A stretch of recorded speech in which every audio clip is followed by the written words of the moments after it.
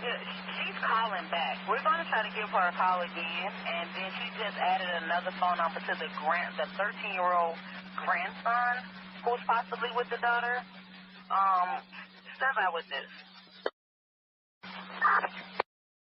2412. Veteran crisis hotline's calling in, so they have a female veteran off her medication. She's over at the safe haven. Detecting 12, take a check that one out. 6-1 bullet, 2-1 star, take your shots.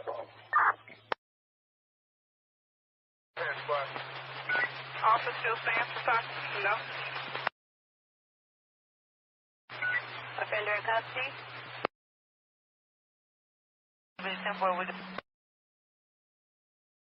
Thanks. Anyone else close, wait to see what's up, let me know. First number. 10-4. Check that one out. 6-1 bullet, 2-1 star, take your shots. Officer still stands for talk? No. Offender in custody?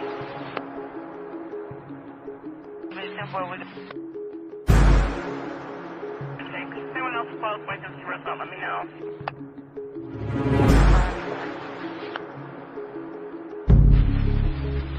3-3. Let a supervisor know that I have a case report with an arrest attached.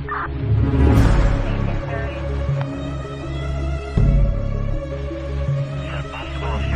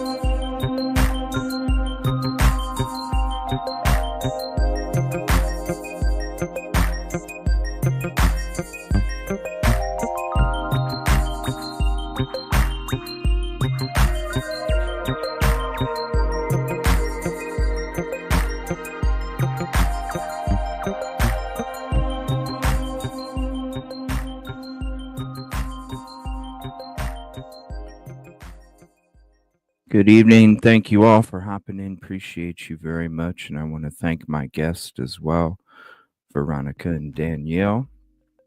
And we'll get this switched open. Thank you all for hopping in. Appreciate you. Thanks for having us. No, thank you. Were you at the Danielle? Were you at the protest last weekend too? Yeah, I was. Oh, I drove awesome! down there. Awesome. That's awesome. How was the weather? It's been freezing over here. We've been in a freeze spell for like weeks. It's just getting warmer now. Yeah, they still had snow and ice down there. I actually, when I started my live, I sprinkled ice melt on the sidewalk so that none of the protesters would slip. Whoa. Really? Dang. That's crazy. I know they got snow. I saw the pictures. It was beautiful. Seeing the Ferris wheel and stuff and the boardwalk all filled with snow and then the lights and everything. I thought it was pretty neat. Yeah, the pictures of the beach with the snow were really pretty. Oh, yeah. So, the topic of the night. And thank you all for being here. Appreciate you very much. And thank you for all your ticket numbers. It's kind of crazy because somebody had sent me a clip about the specific why I'm not going to help. And so it's different from people that don't know the background, I'll say, right? Now, you know how we got our information out there. It was from a lot of the people that live there, that live across the street, that you know what I mean, that went to this church, that still are friends with people that are key people. You know what I mean? Like, right? And so when I was hearing that, I was sitting there thinking about all these people, because one of the reasons that I got attacked from that particular individual is because the people that was giving him information started to trust me more. Okay? And I'm not one to sit there and go, don't give this person information if you're giving it to me. To me, it's community. Right. Regardless if I feel you're a snake or not. Right, it takes all of us. Right, it's community. And so when I heard that stuff being said, I instantly went back to all the people that I knew gave him information, and I'm sitting there going, oh my gosh, is he literally saying this stuff? Yeah. Even to the point of saying that Fitz News was not a source. I know. Listen, I'm not one of those dudes. I travel, I'm boots on the ground, I do a lot of stuff at the same time. If I sat at a desk, I would be able to drop the instant updates and the photos and all this other stuff, you know? It's not about being first to me. It's never been about being first to me. It's always about just doing it the right way and going about it the right way. I don't need to be first, you know? And so when I heard that stuff being talked about, I'm sitting there going, oh my gosh, there's going to be a lot of people that supplied this gentleman with information, and they're going to be upset. And I also sat there and went, okay, I know who you get your information from. I get it pretty much sometimes before you, bro. And Yeah, it's not and even I a big secret. and I know what you get and what you get from Fitz News, and for them to say Fitz, right? You know what I'm saying? For them to Yeah, say for that and for him to True say Fitz Sunlight News, too. right? Them too. Let's be honest. I'm gonna say it right now. Fitz News has been some of the people that have come out with stuff before anybody else. It's Yeah, but they put it on a website in an article based form, so it's easy for people to go to the article and then sit there and talk about it like they have inside information. right. So when I seen that too, I was like, oh my gosh, because um that's one of the things where it's like, okay, I've always respected Fitz News. When I met the dude in person, I applauded him for his work. I thanked him for his efforts. Like really just appreciated them and their whole team. And so when they would be talking to him or whatever about certain things going on in the community, it's like, look, bro, I've been here for how many months, you know, Right. and coming back to work on other cases too, back and forth, back and forth, back and forth, and so I was like, wow, like I was shocked that he would actually do that to Fitz News when Fitz News kind of gave him exclusivity on certain things towards the end. Yeah. And wasn't he on their show too at one time? Yeah, he came on their show a couple Yeah. times. How are But you gonna towards go on their show and be like that?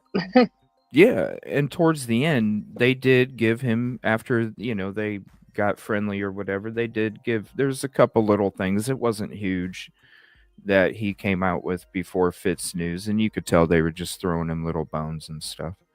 Um because, when you're out there, you talk to the same people, you get information even more because it's one thing to be on a phone or a Zoom call. It's another thing to actually be in person and talk to them personally and get to know them on a personal level too. Because a lot of these people that I talk to, that were close or still are, it's important. They're not just sources of information. These people are people too, and they have feelings and they care and they have, they're human as well. And so it would be wrong of me to just treat them like some kind of item, like a source. And so that's why I'm always personal with these people.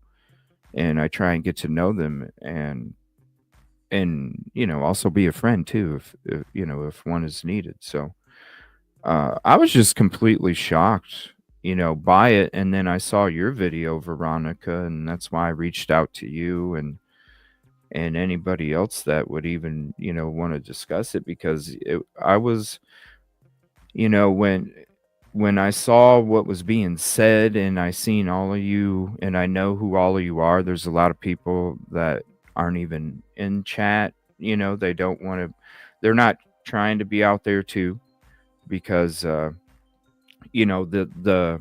people that come attack you from that community, is there's a lot of them, and they will literally, like, you know when we're doing social media, a lot of social media involves mental health as well. And when these people go out and attack certain individuals, sometimes these people, you're close to pushing people to the edge, some people, Yeah, they because get die hard about it. you don't know what people have going on in their life. Right. And so it's one of these things where it was like, wow, I saw in real time, based off of somebody else's words, I saw the people that gave information become victims in real time. Hmm. And it's victims of the same type of behavior and twisting that takes place with a lot of these individuals that were trying to bring awareness against, like JP, right? He uses Mm-hmm. certain tactics on people, a crowd, to get them to. I mean, look at it. It's basically the same thing. Look what Sprinkler Boy did to the protesters. Look what all these other people were trying to do to getting in their face, knocking at their signs, nudging them with their shoulders, just Yeah, trying to trying to get. instigate. You even saw what JP did, with the assault when he came walking up and Mm, hit Sandra. You Yeah, know, I was actually just talking to Veronica yeah. about that. There's also another content creator. Lately, it seems like they're kind of using a bit of intimidation to silence what people. what like a new or something or what? Just somebody, you know how like sometimes a content creator will make videos about other content creators kind of attacking or Yeah, discrediting yeah. like that. Oh, Kind yeah. Yeah, like stuff didn't happen. It's part of the gaslight caboose, right. It's part of the game, and that's why you always have to really truly, the I'm not using like church music to pull your emotions, I'm not crying at you and slamming my fist and doing all these things to get these emotional. It's just like JP. What does he do? He creates this environment that already pulls at your heartstrings. Then they use certain words, certain actions, certain emotions to pull at your heartstrings, because when you can pull at somebody's heartstrings, their awareness goes down. And when you're talking about like somebody like JP, where they're like, hey, he's a godly man, let me overlook that little flare that just popped up over here. It's the same kind of thing. It's these Like little flares. Sorry, another go ahead. form of manipulation. Hmm. Yeah. And That's these exactly people what are it is. good at it. These Oh people yeah. are good at it. That's why they're in the positions that they are. And it can literally be anybody from somebody making biscuits at Hardee's all the way up to the most popular preacher in the country. It could literally go from bottom to top. It doesn't matter. It's what's in their soul. It's what's inside uh you know their their drive, what their drive is made out of. And it comes down to two things: either it's competition or it's community. Right. You can't have And competition and community, and you can't have community and competition. I'd Right. rather have community than competition any day. It's oil and water, you know. Right. It's just like, I was out there, uh I this what took place is I was maybe a month into the Mica case. Personally, I got out there uh in May. I got out there in May, uh and then that's when I started kind of looking around. Then I was doing shows on it, and then we started getting out there doing boots. And so I was maybe into the Micah case for maybe a month and a half. And because I was getting into it, I was trying to find more information. As I was trying to find more information, I came across that person's YouTube channel, and I was like, oh, okay, cool. So I started watching it. And after the first couple, I was like, wow, this is good information. I didn't know this, right? But I noticed it was really weird. I'm like, what's up with the music? Because back then it was literal church music. And I'm like, what's up with the music and all Yeah. this other stuff, right? I'm like, what's up with that? It was just odd to me. I'm like, okay, it's whatever. Right. Couple weeks go by, and I noticed. Then it, because it stuck out to me. Then I'm really like noticing it as I'm watching the next ones, and as I'm watching the next couple weeks, I'm like, something's effing off here.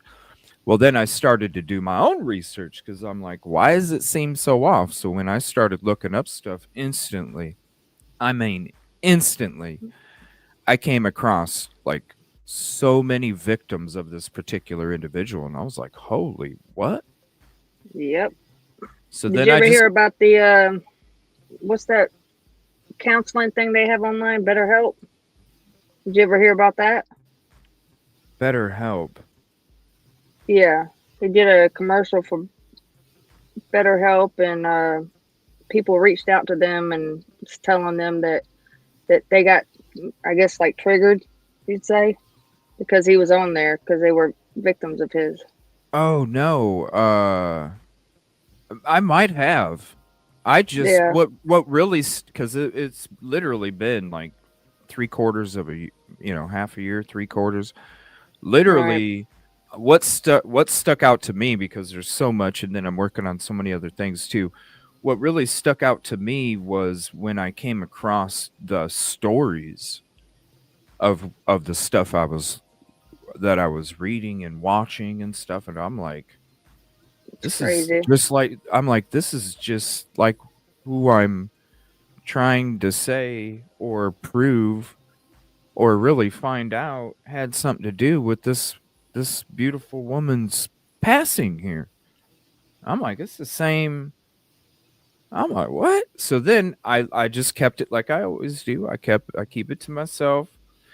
A month went by, and every time, if anybody remembers when you were hanging around back then, if you guys remember, I said to everybody, I said, do me a favor, please don't type this person's name in my chat. It's my own personal reasons. I would just prefer that it doesn't get typed, and if it does, I'm just gonna delete it because it's about my soul. I didn't say anything. I didn't talk to nobody or nothing, right? And then a month later, I'm sitting here, and as I'm getting deeper and I'm talking to more victims, and it got to a point where I was like, all right, let me, and it probably still is on a members only. I was like, let me do a members only. Let me just show and discuss with the community that is like truly, truly, truly there. Let me discuss. I gotta get it off. I gotta get it off my soul. And so we did a members live, and then I had to do another one. Well, after I did another one, I had was already talking to one of his current victims, which was Rude Advice. And so I invited him on for episode 3.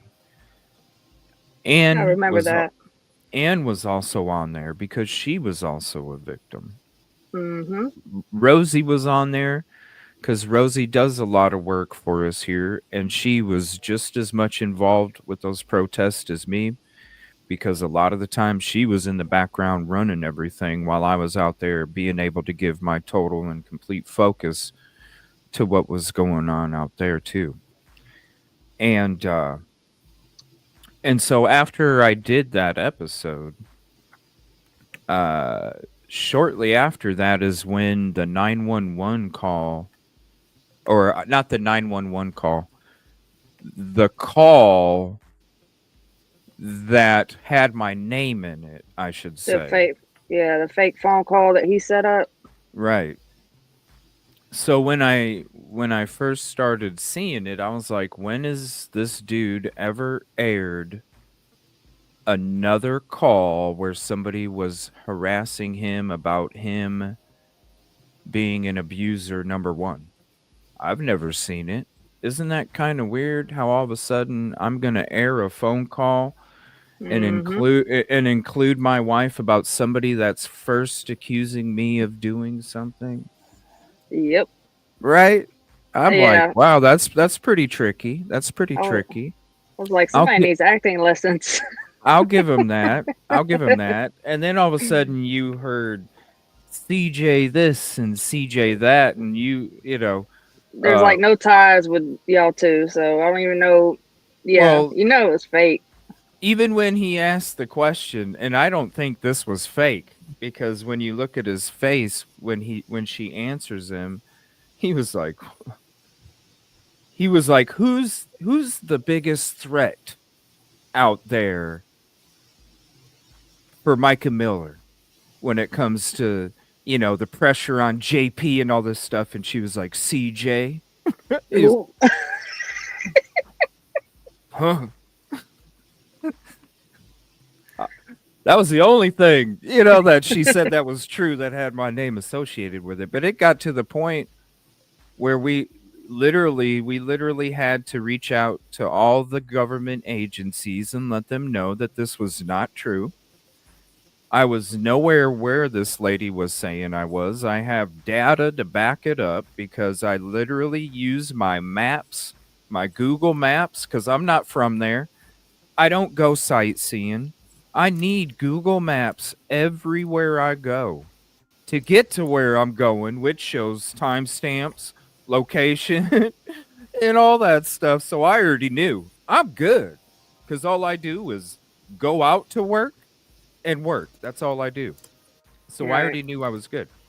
But that showed me right there. Wow, man.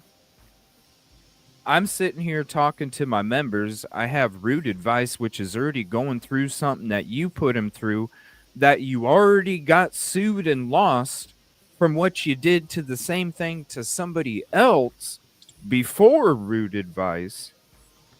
And then you have a phone call where if you really are a true investigator, you redact people's names out unless you have a conversation with that person first, Yeah, which yours never was took just place. yeah. Yours was just magically sprinkled in there and kept. Never took place. Now, he could get my phone number because somebody that he got information from let him know that she was giving me information too. So he literally could have got my phone number and called me and reached out and said, "CJ, what is this about this lady that's calling in? Here, let me play it for you." And I Right. could sit there and tell you the same thing. I literally work, or I'm out at work, or I'm working at a location. My Google will show my proof of where I'm at. I'm not worried about that. I would have said, dude, it's fake as hell. Would it have ever got aired? If it would have got aired, would my name have been redacted? Of course it would. That's what you do as a respectful journalist, an investigator. You Yeah, don't he was put trying to throw information shade. you don't put information out there that you know could be damaging to another individual regardless if they're competition or not. Right. And so it was one of those things where it's like shit, the people that I'm getting my information from are giving it to you before me most of the time now, and so I need to do this at you. So when I seen what he was doing to you guys, I was like, man, Ooh, look at Michael Edge's comment.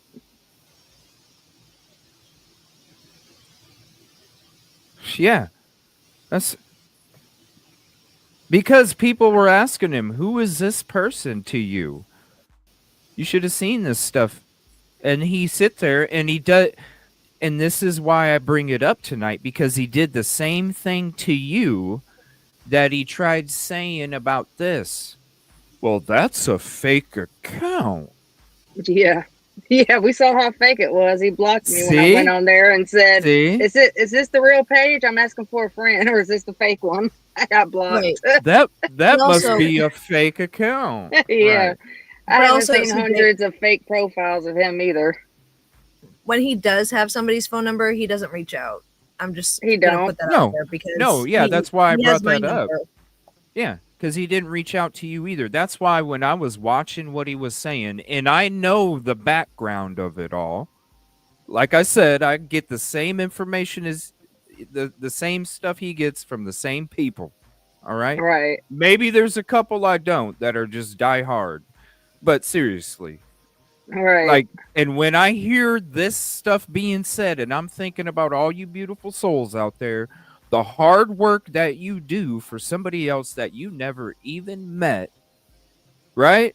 Mhm. Some of you, a community you're not even from, right? And I'm sitting there going, this is the dude that is getting celebrated for all of these different things, and he is literally doing this to these people. And I said, oh my gosh, he did this thing to me as well. He did this thing to me as well. He also, just Yep. like you guys, had a way to contact and never reached out. Never. Exactly. Never. Yeah, and I asked Guru if he ever reached out to him about helping or anything. Guru said not once to offer help, like he said on that live. Huh. I know we don't. Those are his words. I know he hasn't been Yeah, honest about me, so I can't say that he could be honest. So that yeah, I have doubt coming from my side because they right, dude got mad at me because he said I said something, but I never even said it. If you go back to my live, I was saying somebody right. else had mentioned it. So it's like where you go back to the beginning of all that, and then the stuff that he continues to say to this day with my Yeah, name on it in these other live chats. Sorry. You know, right. I the got latest you. thing is I have a bunch of wives. Oh, wow. You haven't Where seen they that at? stuff? I Oh. I haven't. haven't Oh, looked at that. I get That's screenshots. crazy. I get screenshots sent to me for days. Oh, God. Just Yeah, stupid stuff. there's people that'll always look out for me in all these different communities. They always got my back. And Oh, yeah. so even though I don't have the time to have my eyes everywhere, I do have eyes everywhere. So yeah, that's the Yep. latest thing. I have a bunch of wives. I think he even specified 9. I think he said 9 as a Mm, specific. you Yeah, should be it's all right then. I just I let their words speak for themselves last Right. summer. You know what I mean? So we just continue to do the work that we're doing. But were you guys watching it live when he was talking about this? Robbie? Um, Yeah. Or, Yeah. yeah. Yeah. Sorry. I, Were you I guys think watching it live? I think I joined it like a half an hour after he started it, and I rewound it to start from the very beginning, and I actually had started like posting on Facebook immediately. I was just like, that was a lie. That was a lie. Yeah. Yep. Yeah. Yeah, I got to listen to some of it when I was working, and someone sent it to me, and I was just like, oh my God, I'm gonna have to come back to listen to this because it's getting me too mad because everything was lies. Oh, trust me, when I heard this stuff, I automatically, not just you, a whole bunch of people. Mm-hmm. I was like, wow. Like Yeah, my these phone Yeah. was aren't blowing up that day. these people aren't on YouTube. Well, some of them aren't. Aren't Most of them aren't on YouTube, aren't on social media, are no competition whatsoever to you, and you literally took them out at the knees just like you did everybody else. And I was just like, Right. wow, dude. And then You did throwing up people's stuff like the collections and things like that. Like that's just crazy to me because it's like, okay, you get that on hospital bills that go to collections. So you're saying don't help them because they have a hospital bill that wasn't paid? Like, come on now. why were they there? Like seriously, Right. why were they there? They were there for Micah. They were there for justice for Micah. Right. What Right. like and because they were standing up against some lunatic that Yeah. wanted to assault them, they're Yeah, I wanna supposed, you know what I'm saying? They're supposed to yeah. not, you get what I mean? So it's like why when I heard, because I didn't even know. Somebody sent me the clip and it first started off. I don't know what was said before, but it started off by saying, now, why I won't help. And I'm like, what the hell? Mm-hmm. And I'm then like, nothing why but you won't? gaslight and lies. I've known, because we still talk. I've known like the the lawsuits that were coming. I mean, I told everybody last summer that it was going to happen. I said, "Watch, he's going to eventually try and bring up a lawsuit to some of you all for Hmm. defamation and for loss of business, and he's going to blame Solid Rock going under on you." Yeah, and then You some of know, them's not I even protesters or content creators. They're just people that were ex-members or worked with Micah somewhere. oh So yeah, it's like just a scare tactic. well, that's why I made that video for Sam because I listen, this is one of the reasons why I not only was there to protect you all, but also document it the way that I did because Right. I have footage. People want to talk crap about why I got there before everybody else and why I was always the last one to leave. It had nothing to do with JP. It had everything to do with protecting every single protester out there. And you know what? Guess what? CJ has the freaking video to prove that Sam didn't do what JP's doing or saying. Exactly. Exactly. But Yeah. also, we kind To of have protect. to arrive early. Like on Sunday, we arrived a bit early, and we had to put aluminum foil to cover our license plates. Yeah. Because of what happened the last week, and then this week, somebody who is a retired tactical SWAT member was out there with a recorder trying to get our tags, probably to unlawfully get them run. Yeah. I mean, I warned Danielle that the tinfoil has been happening since the summer because it was the beginning of July when I started warning all the protesters. There's a particular content creator that is starting his live streams and showing every one of your license plates on his Oh, live. I remember that. Yep. And that's when Oh, everybody started parking around and putting tinfoil on there because I'm Yep. like, and I even sent everybody the video and I said, look, you want to know where JP's getting license plates? Yep. I forgot Because all about that. Yeah. this person walks up, parks in that parking lot, walks up with the camera sideways down, and sat there and would record. And I bet you the live streams are still up. That's the scary Yeah. part. Oh, on I YouTube. didn't know Yeah. that. Mm-hmm. That's why I reached out to him. I said, "Look, guys, because listen, I got eyes all doing what I'm doing. I got to have eyes in the back of my head, the corner of my head, the side of my head. I notice that stuff, and it's all to make sure that you all are safe because yeah, it's yeah, Yeah. Because which they're definitely trying to twist stuff up quick.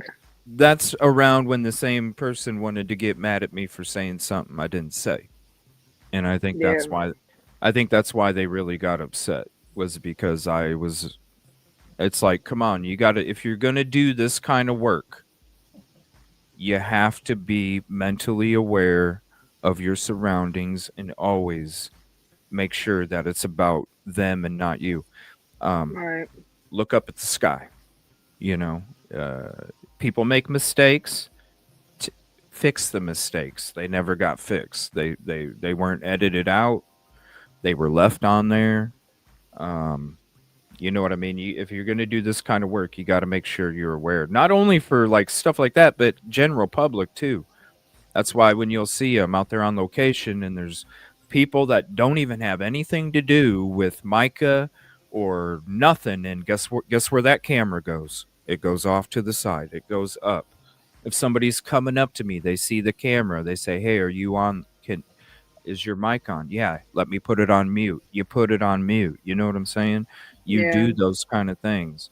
Um, but when you guys were watching it, how did it make you feel? Because I can imagine, because normally I'm the one that gets the information. I'm not the one that puts it out there unless I'm putting it out there with my platform.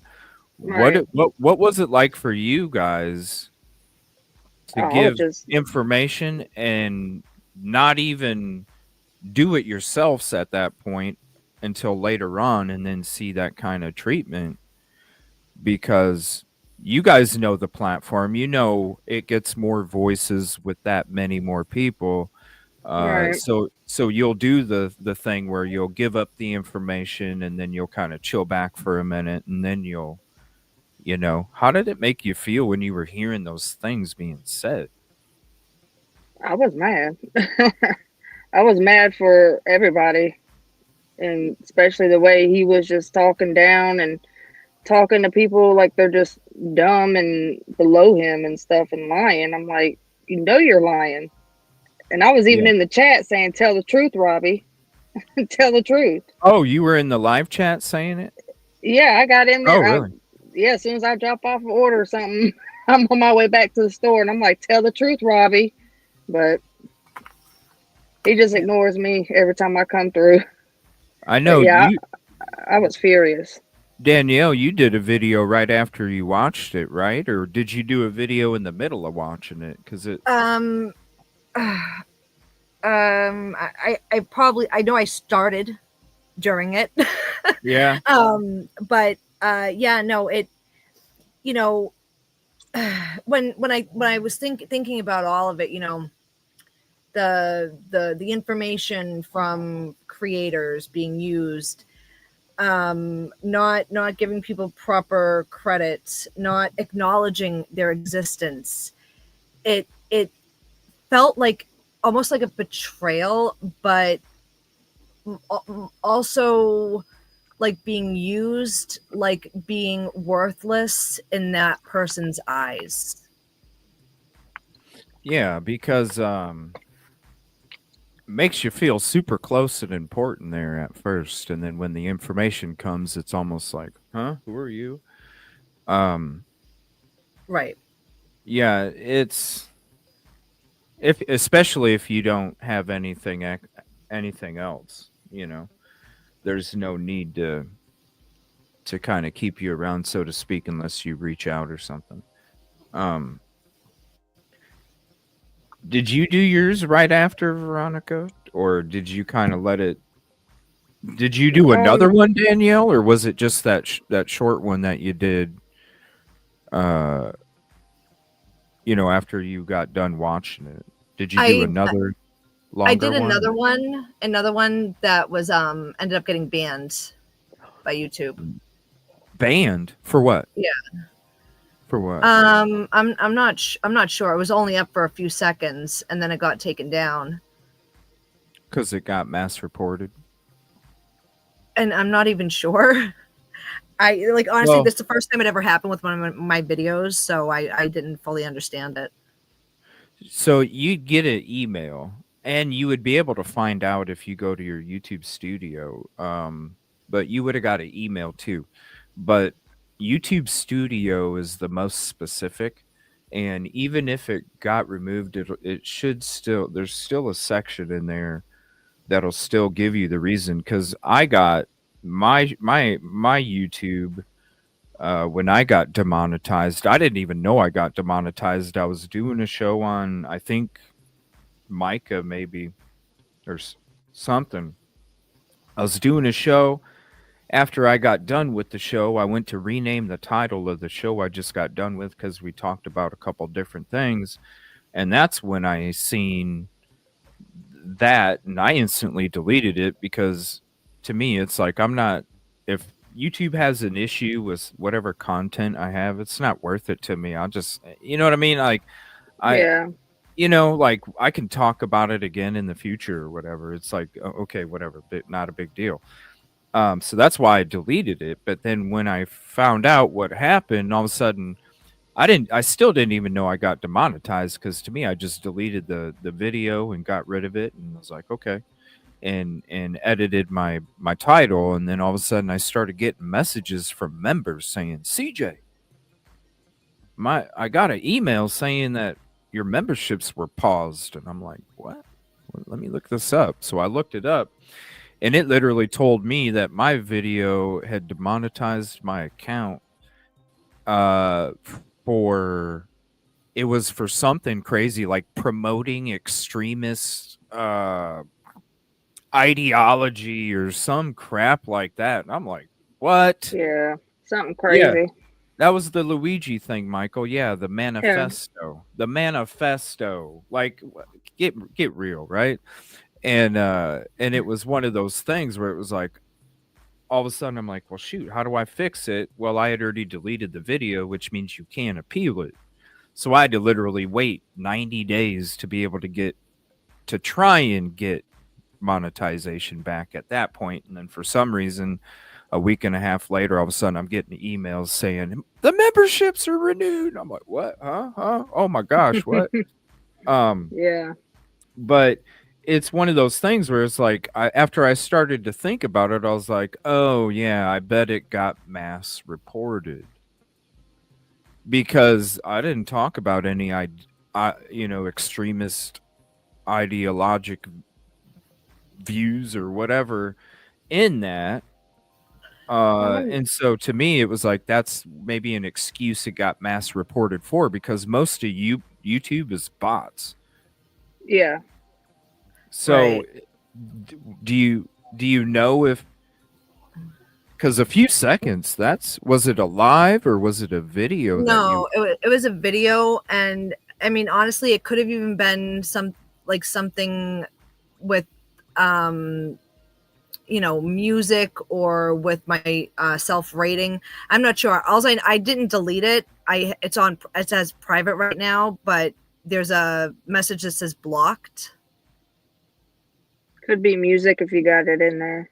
Yeah, it's I don't probably even music. remember if I had music in there or what music it was. So I have to review it. But honestly, I'm still trying to catch up from I don't think I really thought about it, but a 14-hour drive is like, you're driving for 14 hours and you can't do anything else. Mm-mm.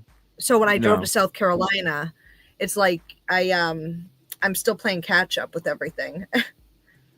Oh, yeah, right now? Yeah, so I Yeah.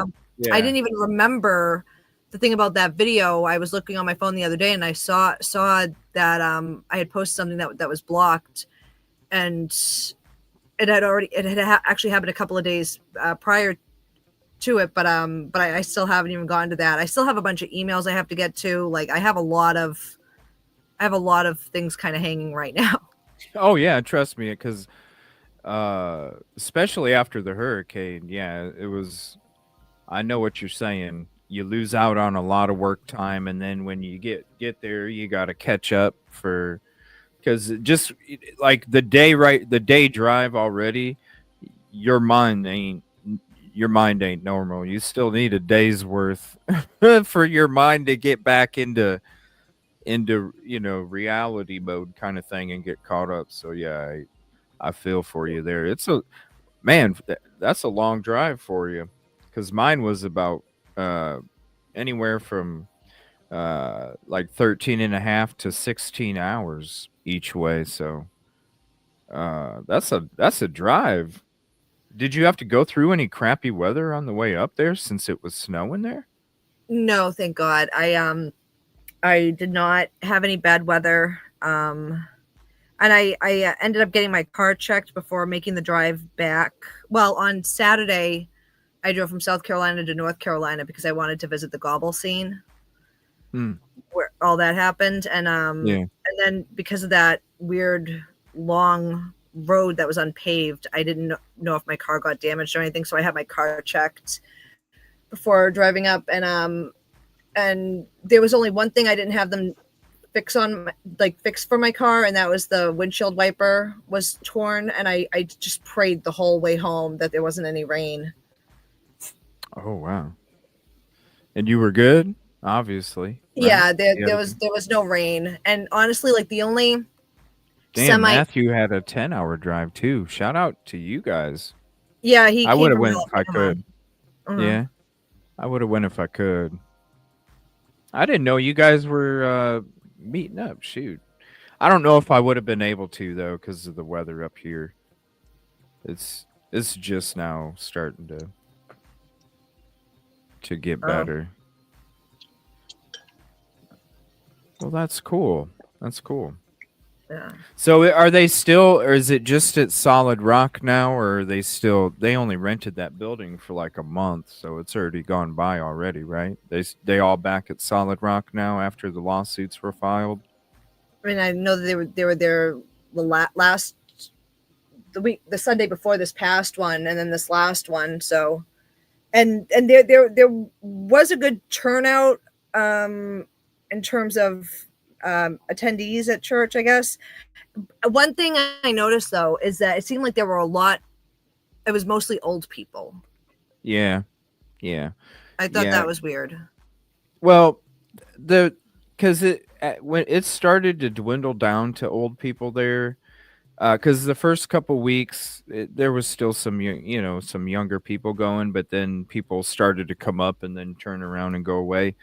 And I always felt that the reason that the older generation has stuck through with the church is because I always felt that there was financial ties to Solid Rock and JP's success. And what I mean by that is I was told some stories in the very beginning um, from people that are inside that they they will have people sign over their houses and Yeah. different monetary things to the church in the event of their passing. And so if Solid Rock or JP's success goes downhill, so does their basically their everything that they work for. I hadn't even Because thought of that though. I thought it was mostly because they didn't have social media. I mean it could be too, but you got to think about like this. These people have seen if you take social media out of it, if you were in a church, right, and you were the leader of your church, and you had congregation that didn't have social media, but still seen and experienced all the protesting and everything, wouldn't you have questions? So then you would think that those people would ask you questions. And so what are you going to tell them? You're going to either tell them the truth or you're going to tell them what you're telling everybody else. There's nothing, they're here because of Mica. They obviously know it's about Mica. So they Right. know. And if they did their own research, which I'm sure they did, because there's a lot of older members that would sit there and tell you that I don't know anything about the history of these people. I don't know. And you're like, all you got to do is go here and go here and go here. Or here's this piece of paper. How do I know that's real when they know dang well? Because one of the dudes was even like, my wife and daughter don't even come here anymore and won't come here anymore. And he's one of them that's going, I don't know if this is real or not, when it comes to all the shady stuff and the charges of the individuals in that church. So the reason that they do know, but I feel like they have to act like they don't, because I was hearing things like when it came to the documents that they would sign over their inheritance, their house, whatever monetary value that the church could add on to its net worth. They would sign those away on these documents, and the legal team that he has, there's certain tactics that they use where if they want to get rid of the document, if it doesn't suit their needs later on, they can void it out based off of legality, based off of how things are worded or said or where the period's at. But if they want to make sure that they are able to keep that if somebody leaves the church, there's a way where it's ironclad and lawyers aren't able to break that document. So these people literally do have to leave the church without getting that document voided. So I heard that stuff, and that's when I was like, because I asked the same question. I was like, what makes these people still come here? You got people outside screaming. You got Micah. Mica just happened. They know who Mica is. They got to be asking questions. The answers can't be sufficient enough for somebody because you're not there for JP, you're there for Jesus. So if you're questioning your pastor, you're going to leave that pastor because it's not about the pastor, it's about Jesus. That's not going to keep you in those doors. What's going to keep you in those doors is either having secrets on you, which I'm sure there's plenty of secrets going on, because in the beginning I also heard that there's certain counseling programs that they would have, and they would literally, and this is even coming from Jeremy's mom, they would literally create division between married couples, elevate the guy, make him feel so important and wanted, talk down to the female, and try and get their husband. And they would use a spiritual war, and they'd say, "Hey, man, she's not being godly enough. Can you make her more godly? Why, how come my wife's not getting able to go up there and sing with everybody else? She's got a beautiful voice." Because she's not being godly enough. You need to make sure she's godly enough before she can come up there and sing. That's the kind of tactics they would use. So it would create these divisions in their marriage. So then they would have to get on a program that they would have to do. It was like a 10-week program that they would have to do. And then they would want to keep it in-house. So while they're separating you, what they're doing is they're actually learning all the dirty secrets about the other individual, using that hate to learn those secrets, keep it divided so they have control over both of you. And that's why a lot of the women, Mica wasn't the only one that was getting pushed towards medical facilities to get put on medication. It was a lot of these females in that church that was getting pushed medication, because their husbands were like, they need to go be more godly. Hey, we got a godly medical center over here. We got godly counseling. Keep it in house. It's all in house. Yep. And a lot of that got used as blackmail too. Mm-hmm. So it to me, I'm sitting there going, it's got to be secrets or something financial. And when I heard about the stuff happening with the documents and people who've tried to leave the church and they didn't leave the church, or if they did leave the church, they didn't leave with what they gave over to Solid Rock. Because when you look at, also, you got to take this into play too. How much is Solid Rock worth itself? $1.5 million? Yeah. What's the net worth? 5 million. How does Solid Rock go from $1.5 million to 2 million to a net worth of 5? Because you take on monetize value from your members that sign over. If they sign over your house to Solid Rock, guess what? Solid Rock goes up in value, net worth, the whole company, business, because you just added another $1 million home onto your profile. Boom. Right. That's how you get the net worth. So when I put all of that together, I'm like, it's financial and it's secrets. And that's why those people came out spraying with the hose and hitting people and all these other things. They're screaming at them, godly people giving them the middle finger as they drive by. Stuff like this. It's because, and that's why I told everybody, like, don't hate these people so much, because imagine if it was you signed over your house to somebody you thought was legit, and then all of a sudden you're like, crap. And you can't get your house back because you talked to somebody else that had it happen to them. That's going to make you a ugly soul too. It would make me an ugly soul. It's also the cars, the trusts, the estates. Yeah. Yep. Yeah. Everything. Yeah. And the more net worth, the more loans you can get for church vehicles, for all these other things. Plus, they were scamming the people. When I first got there, I was talking to a lady that was in, and I became really good friends with her throughout the time I was there. For some reason, she just reached out to me and and it was crazy. She was inside the meeting of the business deal that was taking place when Solid Rock was purchasing the new plot where that lady was found in her car the during the FBI raid.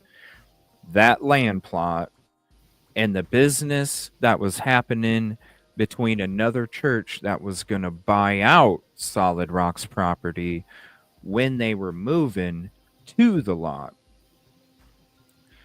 She was even discussing this stuff when it comes to these documents and things that I'm talking about. So, and she's even she's even friends with somebody in the inner circle still. Huh. Of his, and I don't know. He probably won't even know, but it's they will take on all of that, and then they basically ripped off their congregation too, because all of that money that they raised for that new land that they were going to purchase that fell through eventually, the church members never got back that money. They Right. they kept it. Yeah. I talked to somebody who told me that they gave a lot of money, and they zero intention at all of asking for any of it back. Yeah, instead of selling your soul to the devil, you're selling it to your pastor. Well, they're I know a lot of them that are upset because it was supposed to go to that, and instead it went to other materialistic things, Well, the and day of mission too. services still that up. aren't godly. Yeah, Yeah, that's still up, and you can still donate to it.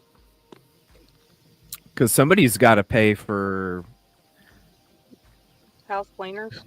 yeah, that have plastic surgery. Yeah, and dinner every night somewhere. Mm-hmm. Hotel stays. Mm-hmm. Their own apartments. Their own apartments as well. There's more than just Susie, and there's always been more than Susie, and Oh yeah. Oh yeah. the, it's quite a payroll.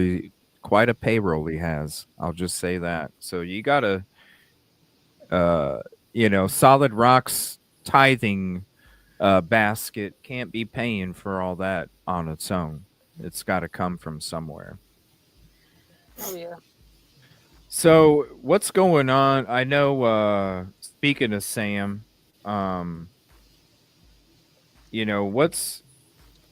what's going on? Is there any kind of interaction going on between people at Solid Rock? Do they? I didn't get to see it this last weekend. Do they have the barriers up? No, the barriers are not up. No. So No.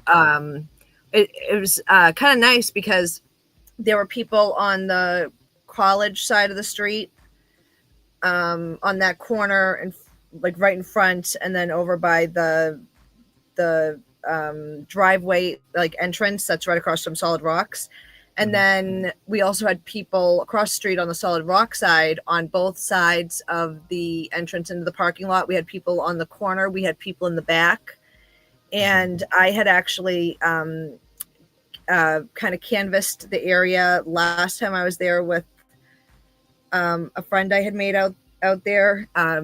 We drove around to see where the different streets connect. And because of that, he tried to cut through the side, like not through the back, but through the side. Yeah. The people who had been around back had started coming to the front, thinking he was going out the front way. And then I was able to catch him. I was able to run down the street and catch him coming out because he has a new truck. And I'm pretty sure he was trying to kind of keep that on the DL. Yeah. But he just wanted to, stay away from people. And people are interacting with each other. They're talking privately. And I felt bad because I had I just got a GoPro and I had that set up across the street, and I was on the Solid Rock side, and I have to go figure out how to go through that now and edit it out because I think some conversations were had around it. Yeah. Is the But peach yeah, tree still they're there? all being supportive to each other, which is really nice. Is the peach tree still there? I did not see one. It's right where you say he was leaving out of the side.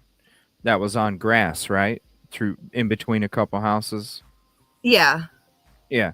That peach tree is right over in that grass area. Oh, okay. That's the it is. Matthew says it is. Okay. That's the tree that he handed me a peach from. It Oh. is. All right. I wanted to make sure because when I was there last time, it looked like it was dying. And that's where I'd always start off my show was over at that peach tree. Yeah, it probably dies out throughout the year and then comes back in spring. Well, it was crazy because this is the thing. I don't know if you guys remember. When was that, you guys, that he gave me the peach? It was like middle July or June? July? Because he would always go in and out from there. He would never go in from the entrance. And so I would always go over there because everybody would always be on the other side. And that was just, I don't know. I kind of wanted to just be over there because I'm like, I'm gonna separate a little bit because I'm trying to like have this dude talk too, and so he would always wait until all the other people were gone and he would come by. You guys would see him. But he came out there and he gave me a peach, and we had a couple peaches and we were talking for a minute, and then I think it was the next weekend or maybe it was the weekend after. Let me know in chat. I think it was the very next weekend for that protest. Somebody comes up to me and says, "Hey, do you know anything about these peaches getting stolen?" And I'm like, "What? What are you talking about?" I had just walked up to Solid Rock and I'm like, "What are you talking about?" And he's like, "Yeah, I guess on video there's two people that were stealing the peaches and JP says one of them's you." And I'm like, why do I need to steal a peach? I never even stepped foot on the property. And literally, when I walked back over there after they said that, and I looked at that peach tree, and every single peach, even the little baby peaches that weren't even, you can't even get anything out of the baby peaches. Like, they don't keep growing after you take them off. They're not edible. So there's no if you're going to take peaches off, you leave the ones that are still growing. No, literally that tree was gone. There was no peaches whatsoever.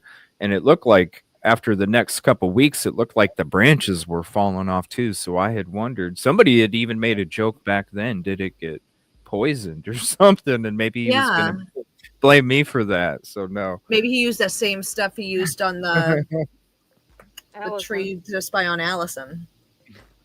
What? Maybe he used the same stuff. Didn't they accuse him of sprinkling something around the tree that he fell out of? Oh, yeah. He was killing trees. Yeah. So it was. But I looked at the security cameras. There was no way that that camera would have caught anybody being able to steal peaches. Birds go and get them and stuff too. We had a peach tree right over here, and all the birds and squirrels got them before anybody else could. Like the whole tree, yeah, like from one Sunday to the next, like the whole thing. Maybe it was. Yeah, them squirrels would get them peaches quick. Maybe it was. I don't know. It's just weird. I've never been accused of stealing peaches before. It was. I've never eaten a peach before. I've always wanted to. Oh, you need to. They're so good. Oh my God, you got to get one from. Well, I always know they say Georgia peaches, but I'm telling you right now, like when I had that peach from that tree, I was like, "Damn, this thing is juicy." It's hard to find. Like it was a good peach, huh? I said it's hard to find good ones nowadays. Yeah, you got it. And I didn't know this. And then when I came back home, all of a sudden I'm looking over to my left and I see a sign that says South Carolina peaches. And I was like, holy hell, I thought it was Georgia this whole time. And no, look it up. South Carolina is known for their peaches. Oh, Oh, man. Yeah, get a South Carolina peach. They're good. They're I'm good. gonna have to do that next time I go. Yeah, they're so good. Peaches, they're not my favorite, but I can only do one. After that, it gets kind of, but The main thing yeah. on my to-do list when I went there was Krispy Kreme. We Oh don't have yeah, a Krispy. you never had really? Oh, I had it back when I was in high school. We had a Krispy Kreme out here for a couple of years, and I've been craving it. Like those are the only donuts that I can eat. Dunkin' Donuts, for some reason, like makes me feel nauseous. they do me like that too for some reason.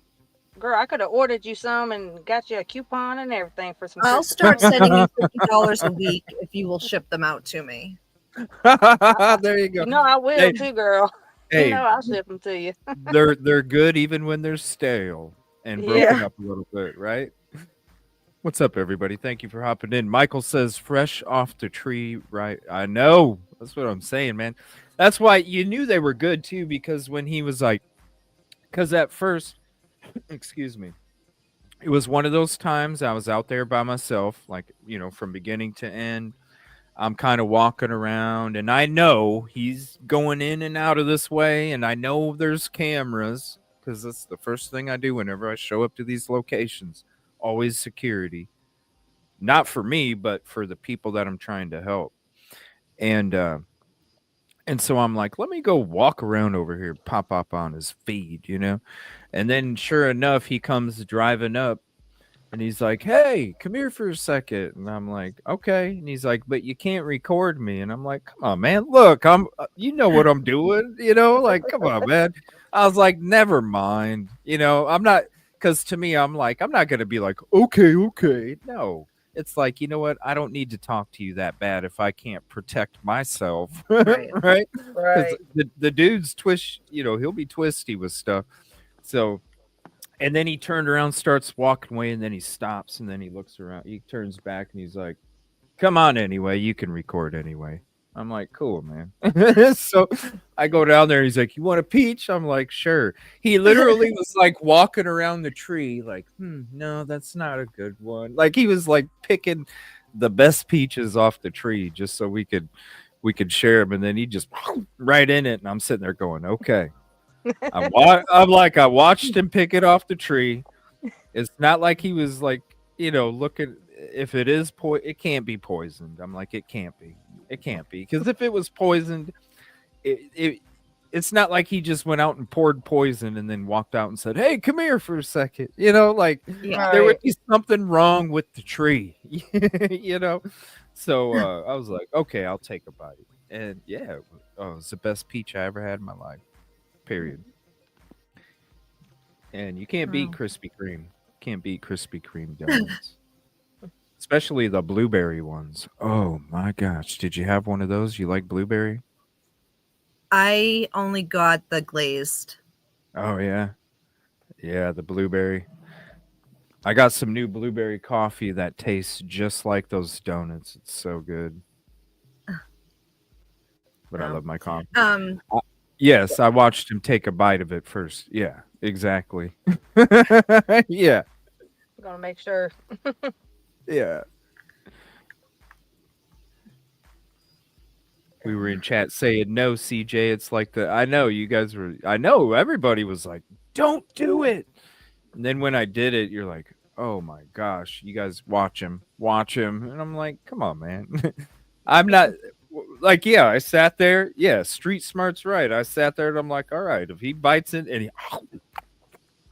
Yeah, he didn't have time to put any blades or nothing in there, so you were good. And I'm like, all right, we're good. And but yeah. So, when are you going back down there, Danielle? Are you ever going down? Are you ever able to go down there, Veronica? I know you got a family and everything. And I would love to go down there. Me and Danielle kind of talked about it some, about the year anniversary going. Oh Yeah. yeah, that So would be neat. Yeah, yeah. that's a for sure. And then I'll go out to Lumber River with you guys.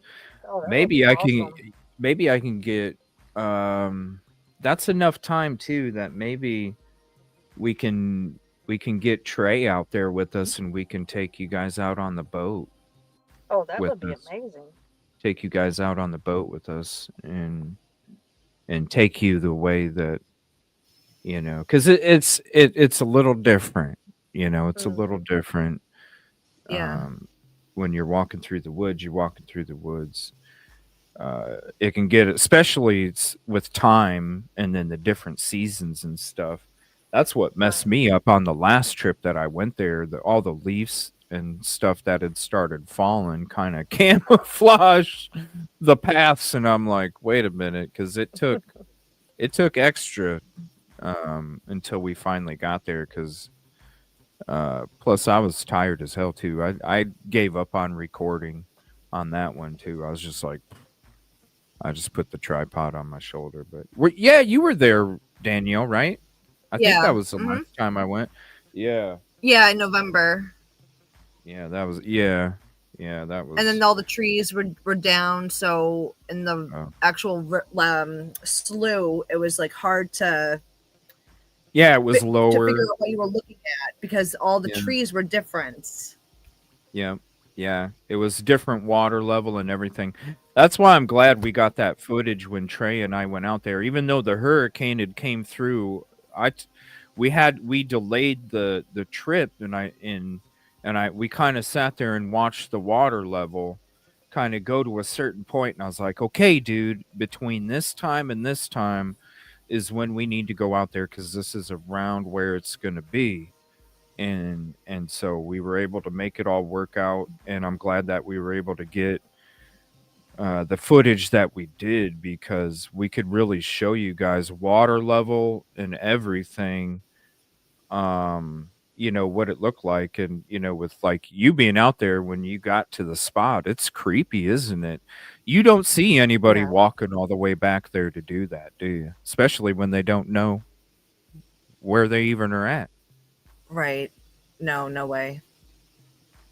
because Did y'all according to ever the 911, she didn't know. Hmm? did y'all ever find that what is it, interstate or that road that leads right to that path? Did y'all Yeah, ever get on that yeah. or anything? Yeah. No, no. I had made plans to, Okay. but they weren't able to, because I had Trey Mhm. part of the team, and then they have a nephew that had a boat, because that was my major problem, is that I didn't have a boat. Because if I did, that day that I went there, and I know what interstate you're talking about, because ever since I stepped foot there, Veronica, I've Mhm. wanted to get a boat on that water and drive south. Heck Ever yeah. since. Ever Right. since. Because I really went in, and I wish I'll try and drop the link for you guys. It's in my video section. You see, um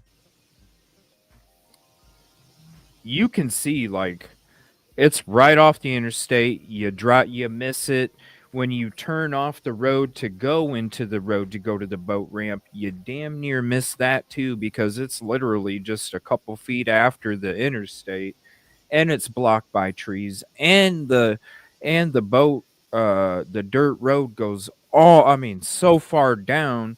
If you are driving by, you ain't seeing what's going on over there. and Hmm.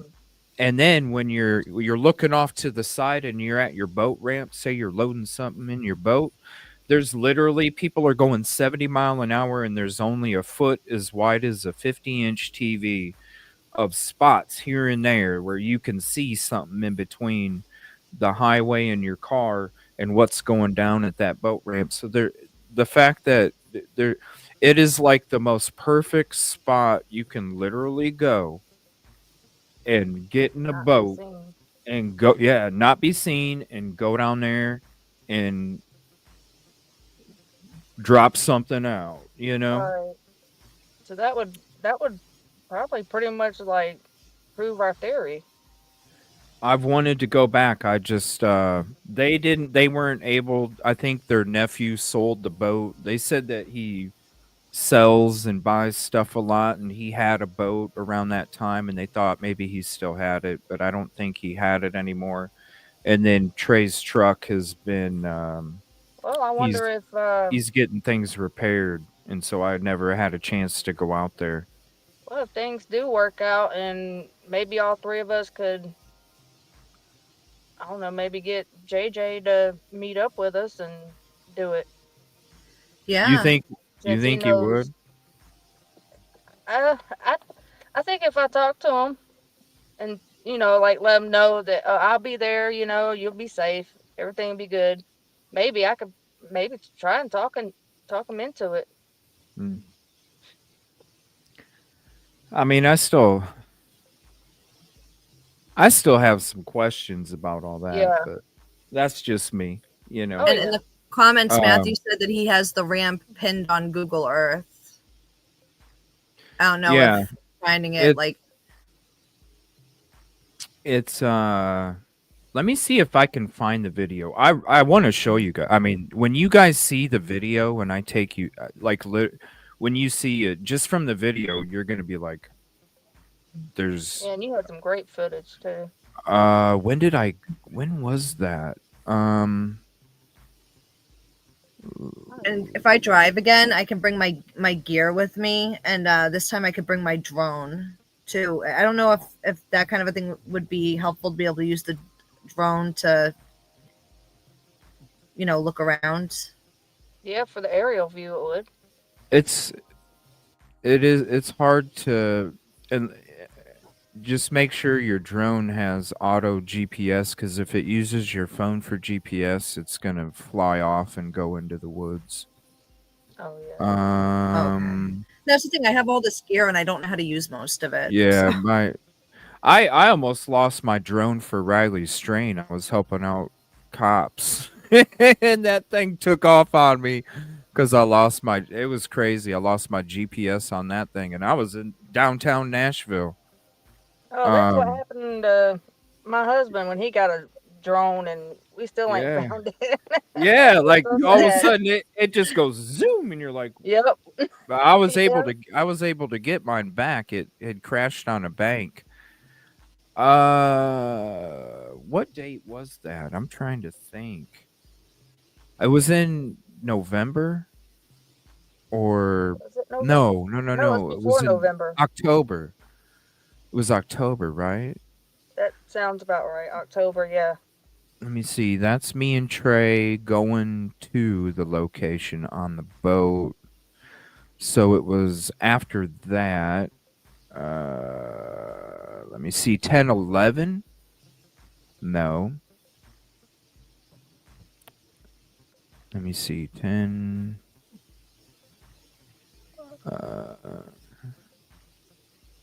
that's not it. 10, 10.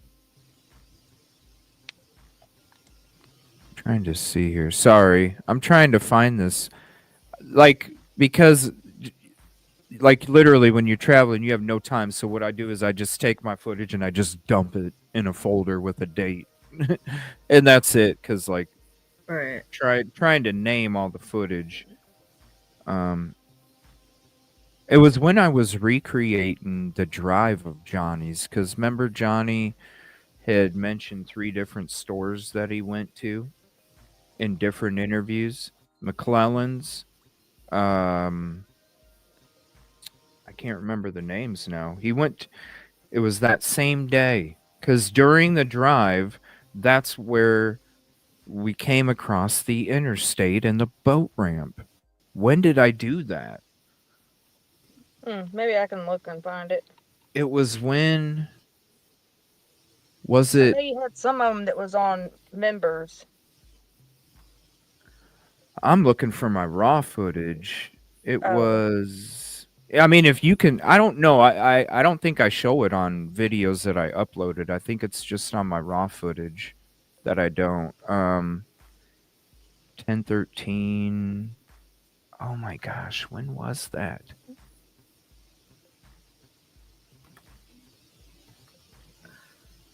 11:03? No. No, it was around, what was it, September, October? I was thinking it was October. But it could be September. It was after. So me and Trey went out there on the 1st of September. It was after that. It was between, and it was before the benefit. So it was somewhere 9/1, 10/5. And the thing is with most of the footage with my GoPro, it doesn't show the thumbnail video. It just shows the file. Let me see. That's Bear Bluff Road footage. Someone in the comments said 10:13. 10/13. No, that's the day of a protest. This was in the middle of a week. This was wait, it was a Saturday morning when I did it. I think 10/12. It was a Saturday. I think this is it. Hold on. I think this is it. Members. Oh, yeah, I think this is it. 10/12. 10/12. Let me try it. Let me see. 10/12.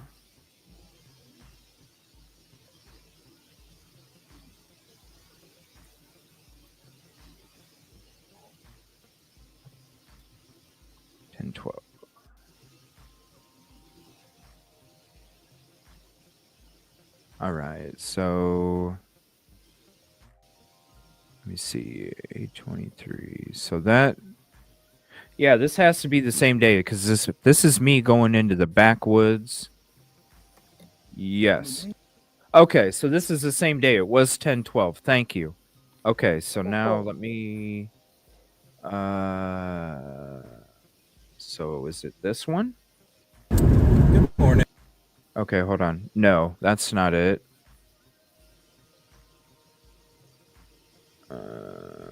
Maybe it's this one. 13,038. Let's Gonna see. be leaving Lumber River State Park. Going to Johnny Jacobs now. Okay, yeah, this is the video. So we're leaving Lumber River State Park right here. Let me get rid of these other ones. Let's see. Get rid of that. Okay, so this is leaving. Now let me fast forward. Let's see. Whoops. Give me a second. Let me move us around here.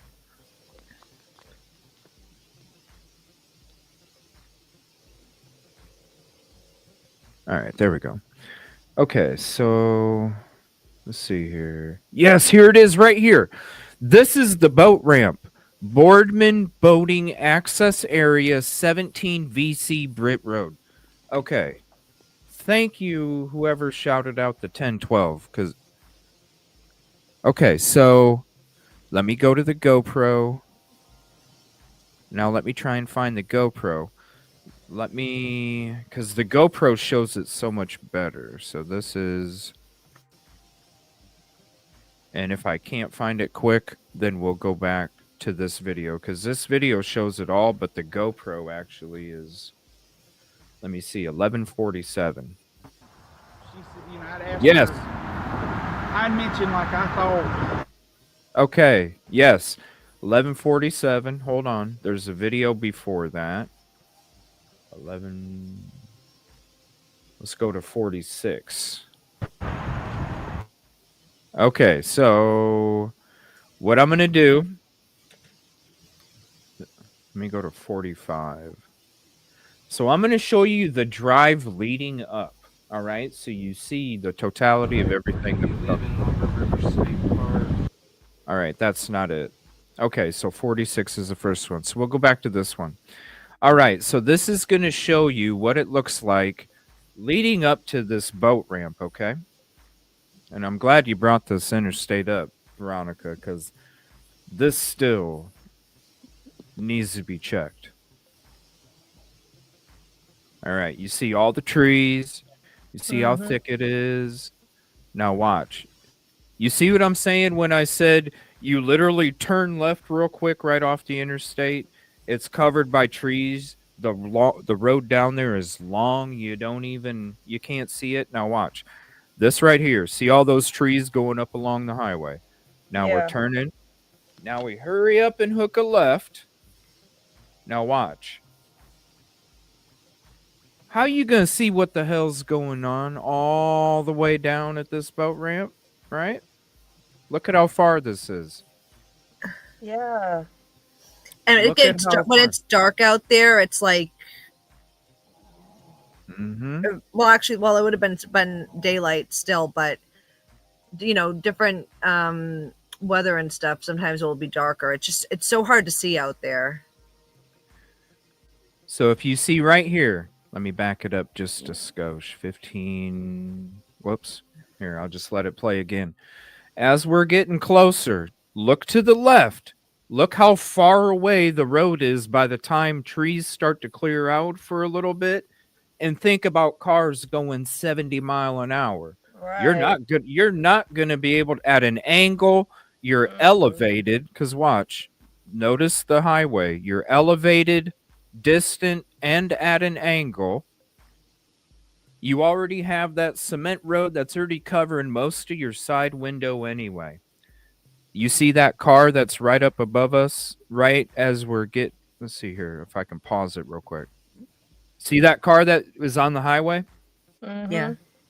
How in that little split second, how are they supposed to see what's going on? Because if they're looking out sideways, they wouldn't be able to see what's going on. These people that are driving by would literally have to go like this for that split second just to see what's going on in this boat ramp, okay? Now, there's the boat ramp right there. You have your boat parked right there. You're parked off to the side. Nobody's going to see nothing. So then when you see this, all right? Now, this right here, this is why it's like literally nobody can see you. Right off the beaten path, you can literally be on, what's the quickest way to get in or out? An interstate. Right.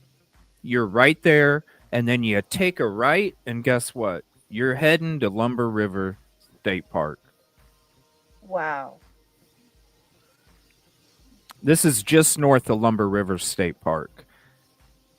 Now, do you know if any of Winslow's land is connected to any of this or close to?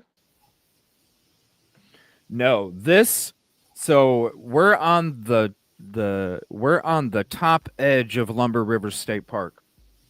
Lumber River State Park, there's also, and there's 5 other things. No, there's 4 other gates that I need to check too, because there's 4 other access points that people don't know about to Lumber River State Park other than this access point. Now, this is an obvious one because it takes you right there. You follow the river.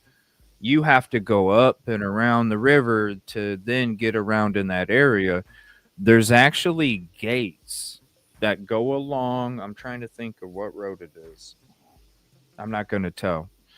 There's 4 gates that go along, and sometimes they're open. There's no trespassing signs on them, except for one of them. So when those gates are open, I'm going. There's 4 spots that are even closer to Lumber River State Park than this is. This is quite a distance up north, but on a boat ride, when you're flying, it ain't going to take no time at all. Right. Because the other from the vehicle, it's going to take a little longer because of all the traffic rules and everything. Now, when it comes to the property, if you're talking a certain attorney, is that who you're wondering about? An attorney? I don't Yeah, want to say his I think they name. said it was south of it. So Okay, yeah. yeah, it's in So a different yeah. by there. What's up, Steven? They're logging those air. Whoa! No way. The access roads are a no-go. They don't go to the park. They're logging those areas now. Dang. That sucks. But yeah, when you see this, it's like right off the beaten path. So this will be it. Wow. They have to have a lot of things changing up there because, man, cutting all them trees, that there's that spot right there that they can get a small glimpse out, but you can see that vehicle right there. It's already blocking most of the window. And if you are going to park, you're parking behind those trees. They're just going to see a boat. Who's going to think anything about loading something in a boat? You're going to think you're loading fishing equipment or something. Right. Exactly. Not even going to stand out. That is crazy. Oh my goodness. I'm so glad you got this footage. And thanks to Steven, too, because I didn't even know about it. Did you ever go to the boat ramp that was over in Fair Bluff? Yeah, it was dangerous. It was too dangerous to put anything in there. The one off the side of the road, right? Yeah, where you, right before the you one get to that the. the people said you could do it like on that route that she could have taken. You could, but that's you saw it. You saw it. It's a dangerous boat ramp. I wouldn't suggest anybody use it, honestly, because I don't even consider it. I mean, you got a good look at it, right? It's not even a boat ramp, as far as I'm concerned. Like, it's a side of the road that kind of slopes down, and it's filled with a bunch of grass. There's no. There is just grass and dirt, and it's not even really a ramp. I mean, this is a ramp right here. I don't even. That other one was just too dangerous because we looked at that one first when we went out there because we were trying to find different. We were trying to find other boat ramps that we could get access to that was close to the area, so we didn't have to pull the boat into Lumber River itself because. The first time I went out there, no, it was the second time. The second time I went out to Lumber River State Park, that's when there was like 7 people that had surrounded on that observation deck, and me and them were discussing what kind of ammunition we had in our guns. Quick question. Yeah. At any point, did you see anything like a grate or anything for underground? In the water? Underground? What do you mean? Like in any of the paths, by any of the like ramps when you were at Lumber River State Park, anything that would give an access to underground? Number one, the water's mucky as hell. It looks like root beer, so it's hard to tell. Number two, when we got into Lumber River State Park from the boat ramp, we got in on the right side and attached the boat along the edge when Trey pulled out the truck. So we floated along the right side of it, and then when we came back in to get the truck to put the boat on it, we were on the left side, and I don't remember feeling or touching anything around that area that would have had some kind of like a cage or something or a pipe. Well, there were some theories about like underground tunnels.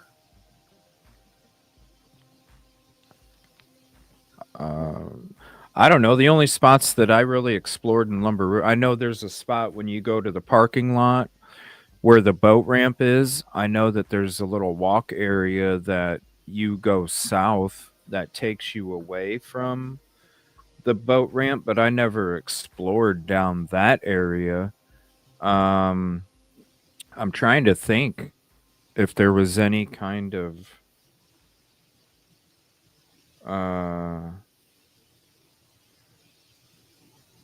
n- no, I don't recall any kind of like sewer pipes or some kind of Jill Y is asking like sewers. Yeah, like sewers. That's yeah. yeah, I don't recall. I mean, they had a lot of water fountains there. That were there were wells, right, Stephen? Those are wells, right? For the water the water fountains, those were they had wells right in front, but those were I don't even think you could barely fit your leg down in it. Um you hit water if you dig along the road in most places. Do you remember any, Steven? Because Steven goes up there a lot too. Do you remember anything like that? I don't remember. And even on the water, I don't remember, you know, uh, paddling into one or rocking up against something or was there one by the boat ramp? Is there a manhole by the boat ramp? I never heard of the manhole stuff. I mean, gosh, can you imagine trying to be in a manhole out in Lumber River State Park? You'd be in a manhole for days trying to go somewhere.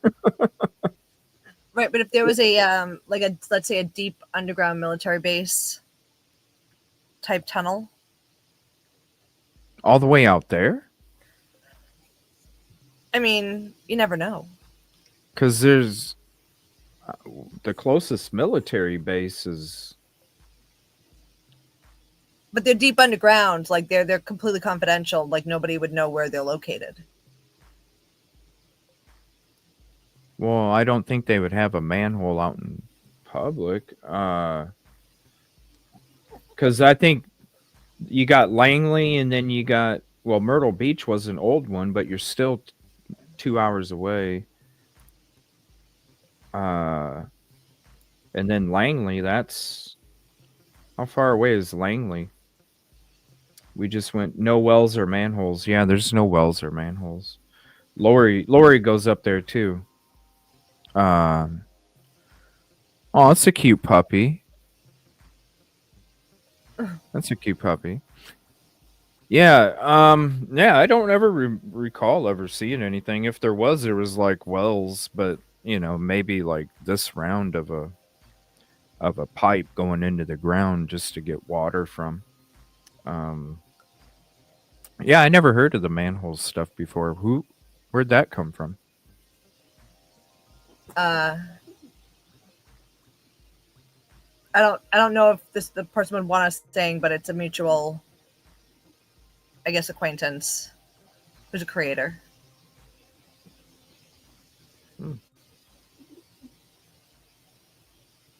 There's a vinyl siding company.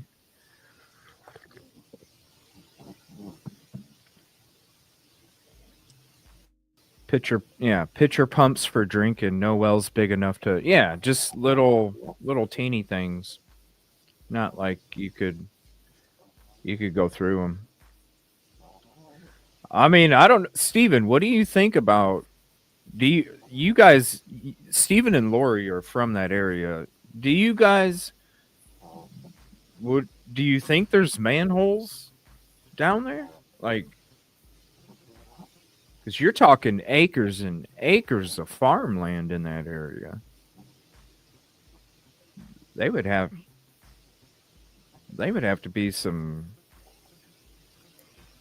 long ass manholes or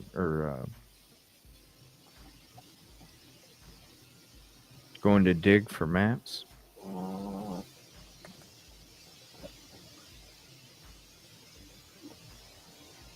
Yeah, I don't know. I wonder if there's even one here at this place. I don't. Let's see. I don't know. Mostly it's just those trails go all the way back from the park to the highway beside Boardman Boat Ramp, according to the park ranger I spoke to. Wow, so the trails go all the way back to here? That's a long walk, man. How long of a walk do you think that would be, Steven? That's got to be a long walk, man, cuz hell, just for a boat ride is going to be probably 30 30 minutes.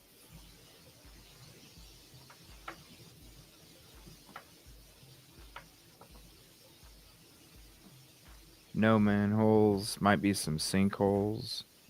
Yeah, but because the manholes would have to the tunnels would have to have access coming out somewhere.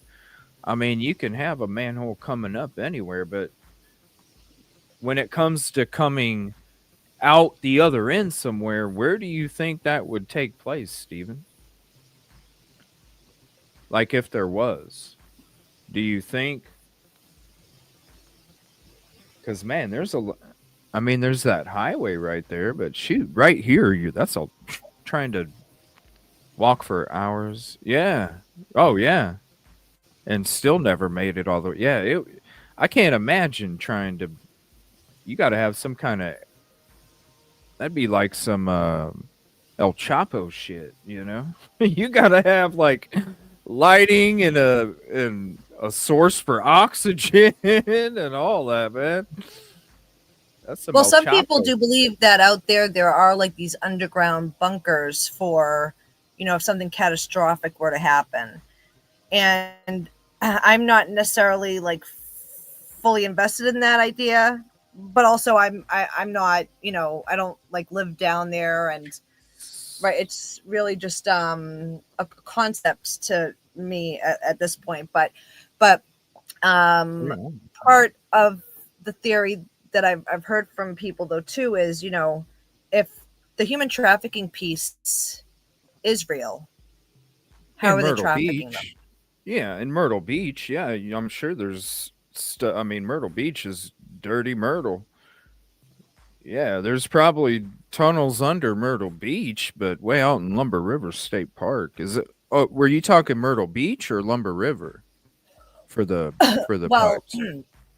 I mean, Because I could see it in Myrtle Beach. I mean, from one city street to another part of the city or something. Yeah, but Lumber River State Park, you'd be hell. It takes hours just to walk. I can't imagine trying to crawl or what was it? Is it do they think that she was transported through a underground tunnel or something? yeah, What? yeah.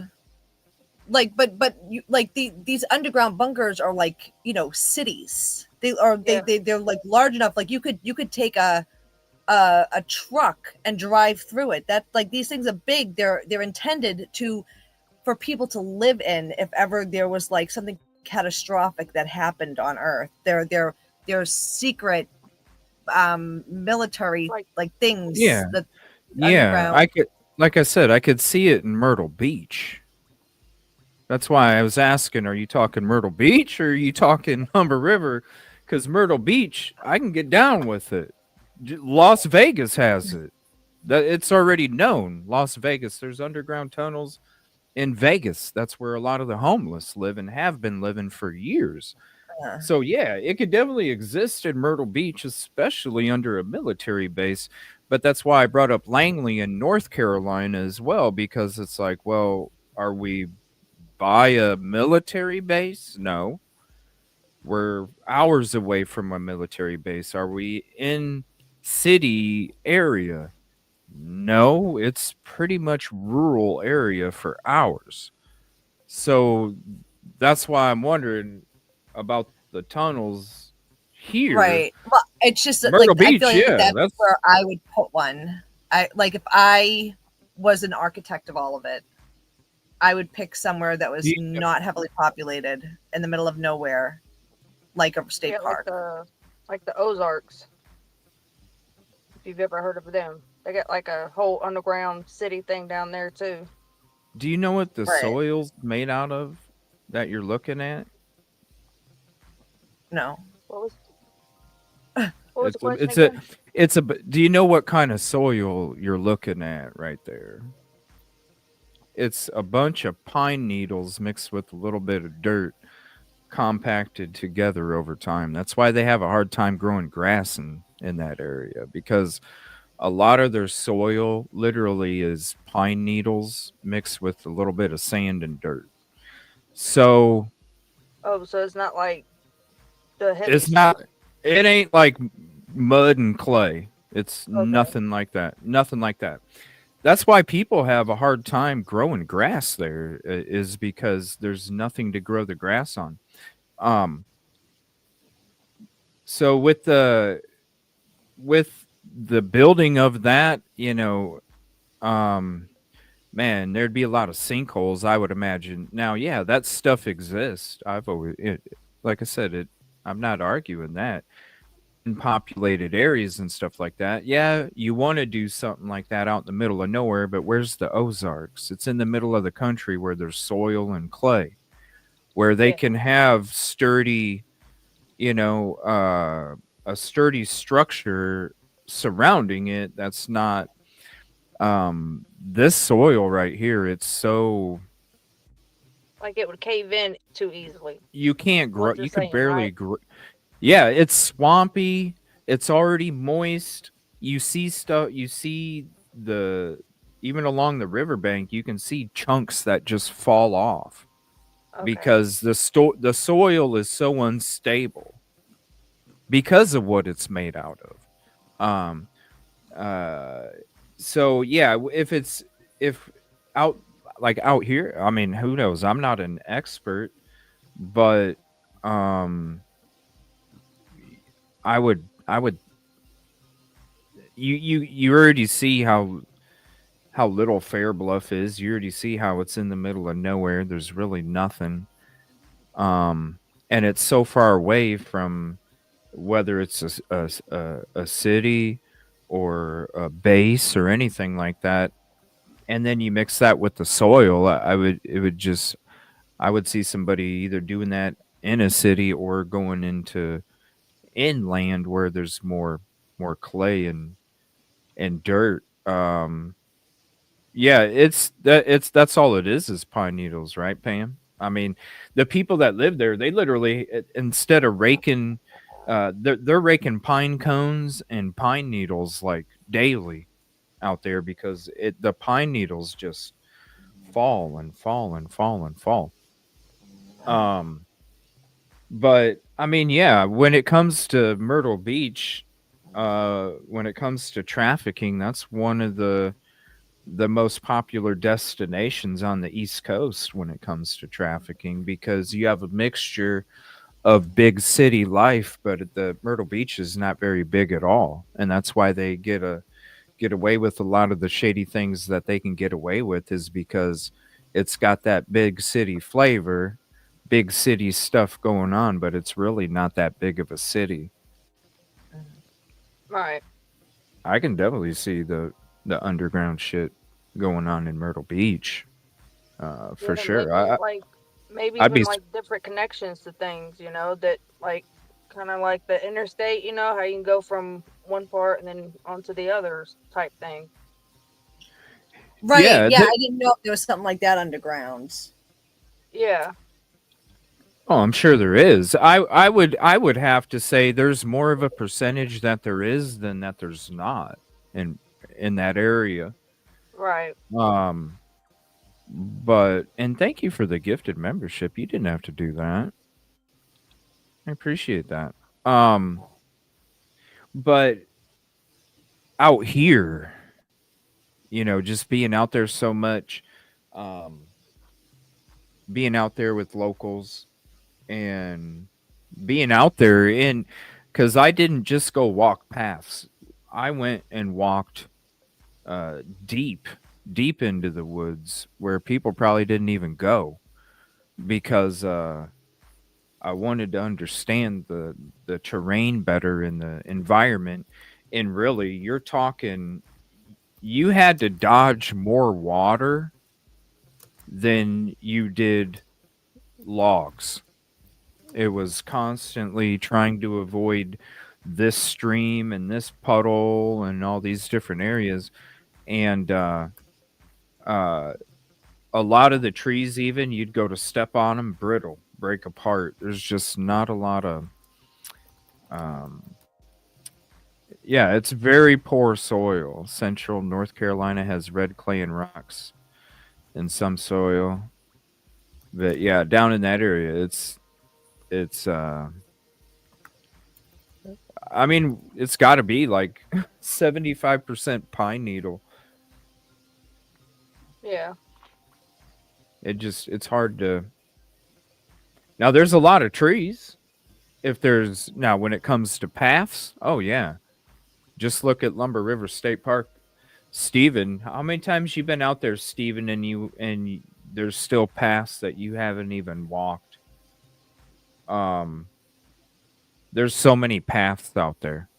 And they're so interconnected that only the local like Johnny, you know how Johnny was describing the paths back there Right. and asking the park ranger if he knew that path where he was explaining where Mica was at. Johnny would be one of those people from the area, from that part, knows about all those paths, probably walked all those paths when he was a kid, or Right.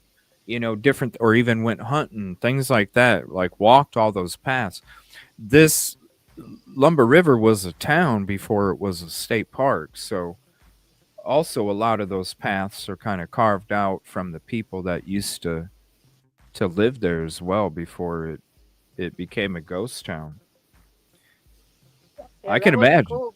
If we could get all three of us or four of us together. We get JJ with us. Yeah, I mean, I wouldn't. It would be interesting. Um, but if not, uh, it might be kind of hard right now because me and him both live in the Midwest. But uh, I'll bring it up to him. I need to because we need to go back out there. We weren't able to do it again because he was having issues with his truck, so we weren't able to make it happen again before we got the cold weather. But I know he's getting things fixed up, and we might be able to. I wouldn't say in the next month, but might not. Maybe in a month we can try and get out there with the boat and see what happens. I'll have to reach out to him because I know he wants to go back out there too. Because there's a lot of things that we didn't finish ourselves that we wanted to finish out there. We just didn't have the time, and it got to a certain point when we got done and we sat on a riverbank in Lumber River and we did our video where we were discussing our experience and then listening to one of the interviews. If you guys remember, where I'm wearing that yellow shirt and me and him are talking. That's when you started hearing the gunshots going off all over, and we're like, okay, we got to get out of here now. Just because it's dangerous out there, and then Yeah, even and when I we mean got back, there is hunting and stuff out there too, right? I mean, people do yeah, hunt. there's Yeah. private land on part of it, Yeah, but so if people heard like gunshots or something, it wouldn't always mean like something bad or yeah, you no. get what I'm saying? No, no, no, no. No, I get what you're saying because at first I felt the same way because I heard an ATV, but then when we started hearing trees cracking right on the riverbank right by us, and we couldn't Right. see who was watching us, and then things were getting closer. When I was out there the second time, and people are basically I mean this, they were basically telling me, uh, you shouldn't be here Yeah, I remember that. because I'm not from there. Yeah. And yeah, like hey, you're cool. We were cool. But yeah, when it got to the point where they were telling me like, Yeah, they know we'll outsiders. make you run out of here so fast, the bottom of them Adidas will come off. And I was like, Right. I was Yeah, they that know like them outsiders yeah, too. they kept telling me, you don't know where you're at, boy. Like, you don't know where Yeah. you're at, son. You don't know where you're at. I'm like, I'm fine. Like, I'm fine. And I kept telling them, I'm fine. I'm fine. And then when they said that about the shoes, and I was like, I'm fine. And they're like, why are you so fine? And I just lifted up my shirt and showed them my gun. I'm like, I'm fine, right? They're like, Right. that's when he wanted to be like, well, what kind of ammunition you got? And I said, it don't matter. Because who shoots first, buddy? I'm fine. I'm fine. But yeah, and then all the other weird stuff that has happened out there in all the other trips. It's yeah, you hear an ATV, you hear some stuff going on in the background, there's hunting. But then when certain noises start getting closer, and then all of a sudden you're hearing people watching you, and you can't find out where they're watching you from, and it's Yeah. like, all right, let me take this out just in case. And it's like, all right, let's just go anyway. Plus it was getting to that point where it was kind of starting, you got to get out of that area. Like, if anybody goes out there, I would suggest making sure that you are out of the Fair Bluff city limits before it even starts to get dark, because it's already dangerous driving there during the day. But at night, and these roads are so isolated, it doesn't take any, uh, you know, person with power. It doesn't take them very much to be able to have you isolated out in an area, for whatever reason they choose to. It's Right. very dangerous, very dangerous. Um,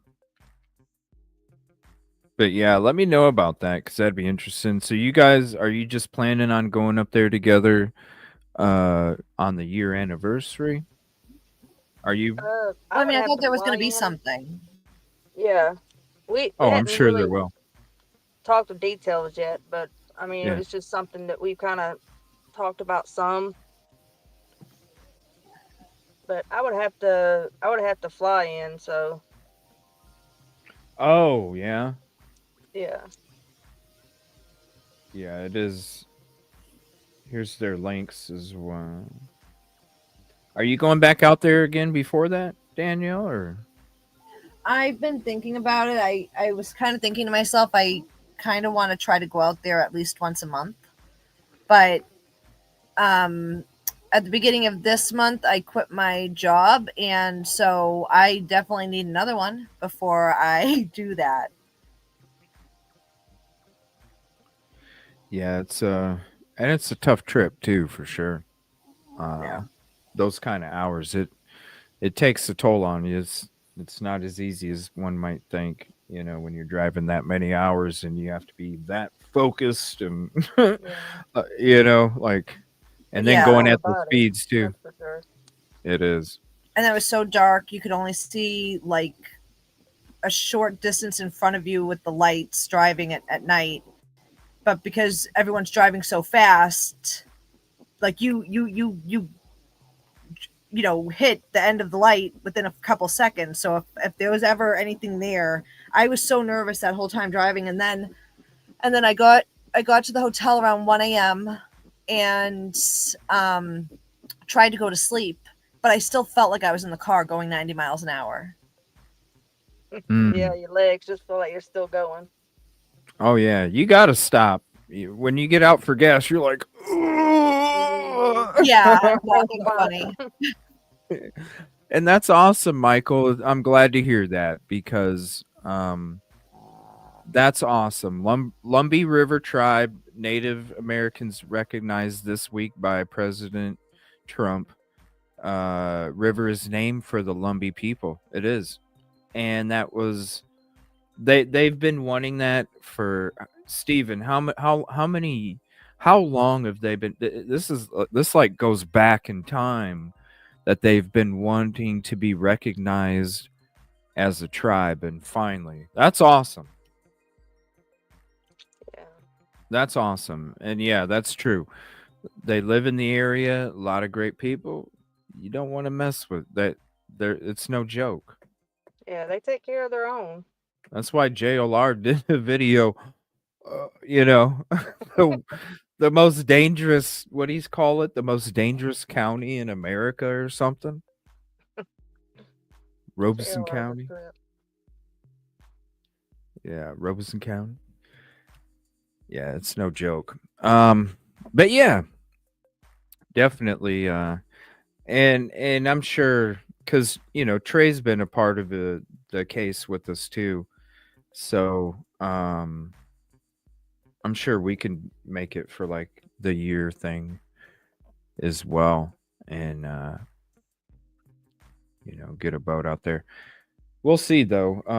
Very long time. Yeah. I wish I had a boat. I wish I had a boat to just throw in the water and go out there. I'd be out there all the time trying to Well, figure that this could be out. our excuse there. We need a boat, Johnny. Shoot. I don't have a way to tow it unless it fits on the top. Hey, I could get a kayak, but that's not really a boat. But Little canoe. yeah, I can't imagine. No, I can't imagine trying to use a kayak in that river because, like the part where Mica was found, it's stagnant and it's still. Hmm. But this river right here, man, I tell you what, you're going 4 or 5 knots without an engine. You're floating. You're floating. The current is, yeah, it's pretty strong. It doesn't look like it right there, but yeah, you get to floating. There's times where we didn't even use the engine out there because it was just letting the current take us. And then there was when we were coming upriver because the current goes away from us down, towards Lumber River in the photo. When we were coming up, it was a pain with that current, trying to go upriver too. So there's a pretty strong current, but when it comes to where she was found, if you're walking back there, number one, it was one of the things I first asked Michael Francis in the beginning was I was like, would she even go down a path that said authorized personnel only? That's breaking a rule, right? All right. No, she wouldn't even break that rule. So when you mix that, the amount of time that it takes to get back there, how you have to really, because if you're calling from your car and then you're heading to this area, you're just talking minutes. It's already going to take you minutes to get there. If you don't know where you're going, it's not a spot that you just, right, Danielle, when you're walking out there, it's not a spot that you just happen to come across after only walking in there for a couple minutes. It's quite a bit. Yeah, no, it's quite a bit. And also that ankle high or calf high, what was that, like a creek they have to go through? Yeah, that wasn't twofold. Now I know that they went there after that, and there that part where we kind of had to, I think we walked on a tree or something, right? We laid a Well, tree those of down. you with balance did. I walked right through because I don't have balance. Yeah. There's no other way around it because if it does fill up with water, it's filling up with water going across. You're walking through there, then you got to turn here, go here. It's not like you just go right down into the Yeah, past it's not straight. past the sign, and then all of a sudden you're right there. No, you're literally like going around here and there, and it's not a. I mean, when you look at the place, wouldn't like if somebody was going to do that to themselves, that just forget the path to get there. The the yuck that is back there, whether it's the bugs, the air, Yeah. the scenery, the And want to be smell, found it quickly. huh? And wanting to be found quickly, like it don't add Right. up. Right, for your family to come to another state to Right. find you. Right. You'd want to go somewhere peaceful, somewhere like familiar, somewhere that brought you comfort in some way. I think anyway. Mm-hmm. Yeah. Yeah. And Yeah, not it covered. just it's not one of those spots that you think that. Let me show you just a couple clips of Trey and then of me and Trey out there just to give you the idea of what I'm talking about. So let me see. Let me go to this one. Okay. All right. So we're going to go, let me skip ahead a little bit. Now, we ended up trying to go through there at first. We actually got stuck. And we're in somewhat of a flatter boat as well. Okay, the boat wasn't going, but we were still getting stuck. So we had to actually switch to the trolling motor, and then at points use paddles too, because we couldn't even have the motor in there to get us through there because the motor kept getting caught. And so, and then even the trolling motor got busted from all of the, so you see all these trees that are in this water. A Yeah. lot of those fallen roots. trees, yeah, are underneath there too. And a lot of them are fallen over. There's a lot of fallen over trees in there as well. Let me skip ahead a little bit, and then I'll show you the path and then the area that it looked like. So this is us going back there.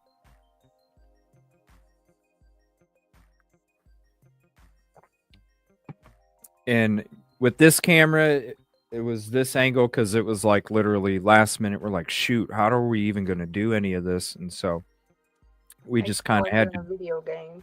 Yeah, we had to do it real quick. Otherwise, I would have probably had my camera like on top or something, you know. But literally, it was like we had to retool everything. Yeah, a lot of stumps too. It's really creepy. Like when you go out there, they look like they almost look like like a tooth coming out of the water, and they're like coming from hell or something. I don't know what they're what are they called? They're stumps that are coming out of the water, but they're all ground down like candy corn. Oh, from beavers. Yeah, I it don't kind of know. reminded me of like Dr. Seuss's Worst Nightmare, like that Yeah. kind of like eerie, creepy vibe. Yeah, like creepy, like humongous tiger teeth, but like huge, or elephant teeth or something just coming out of the ground, and they were like all over too. It was I don't know if you'll be able to see some of them. Let's see. All right, so we're trying, kind of working around. Now this is going back to where she was at, through the water.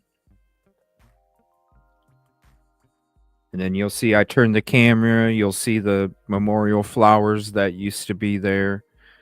I think, and that's where we're at on the river. If my phone, it was, yeah, no bars, going in and out, so it would like kind of chop along. So there's the flowers right there. Before the flowers kind of got washed away. That had fallen over and floated down. It was actually farther up here. It had just fallen over and then kind of floated back. Do you know if anything else has been set out there? What do you mean? And one of these trees actually fell after we went back too. That's up right here. It fell over. What do you mean? Like another memorial or like anything, like, you know. They did go out there. I think they went out there after the benefit, but I don't think I went out there. And I think they put a bunch of purple flowers Okay, down. good. Because I went before. Didn't we go before? When was the one that you? Because you went. It was or no, it was the same day, wasn't it? Or wait, when did I've gone there so many I know I went times? there Yeah, after they did the was it flowers. after? Okay, yeah, they had done the flowers and stuff. Yeah, so I think they went that morning. Yeah, look at these pillar things sticking out of the ground. See right in front of that trolling motor, it's just coming out, and they're all Yeah. over. The day after. Okay. We went the day after. This is one of the times that I'm walking around. It was hard. You can hear the bugs.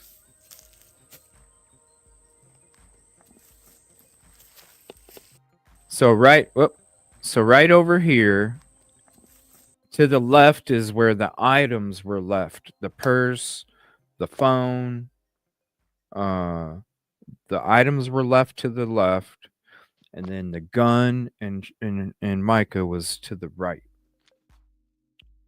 And here's another video.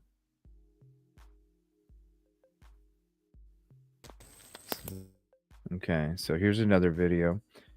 So right to the left of the boat is where the items were found. And then as we walk down, then you'll see the area. Now, it was hard because there was so many bugs as soon as you stepped a couple feet out. Listen, you can hear it. And then further on down here, you almost were breathing them at a certain point. And then so right through there is right off to the front and to the right is where she was found. And then the gun was right over in that direction as well. So then I kind of come around and show you the other side angle of it. Now, didn't you say that like she was up against the tree or something that was in the water? There's a log, and supposedly the log is what got bumped, which then see right in there. So supposedly the log got bumped, and then that's what made her foot go up like this to where it was like kind of like that. So Right. it wasn't like sticking out, but it was like if this is the water, it was like this, kind of just like So just like the heel over a foot. yeah, like Okay. the edge of the foot. And so that's the thing that doesn't make sense is when it comes to the gun and where she was found. When you're looking at the water, it's pretty stagnant, and there's not a lot of water flow. There's definitely not the current that you need in order for a body to flip around. Right. And if you're up against a tree, there's not enough current for you to flip, you know? Yeah, it just don't make no sense. Yeah, because when That's you're why looking I really at want to go there for the 1 year to see like the exact time of year, time of day, everything. Yeah. Well, I went out there just a couple weeks after. Because the foliage will always change. So this is just from September, but the foliage will always change too, and it'll actually create a different scene too. It can fool with you, just like one of these trees that is up in this footage actually got knocked down. And when we went out there, Danielle, that's when I noticed that. Yeah, it looked That's completely when I different noticed from that. this video. Yeah, that tree got knocked down. Yeah, because there's that one right straight ahead already knocked down, but there's another one that got knocked down, which then made it look different because walked by it and I didn't recognize it. Now, what and about it- the tree that they said that a bullet went into? Did y'all see that? no, We looked for that. Yeah, I couldn't find it. They told me that they had marked it. Michael had told me that they had marked it.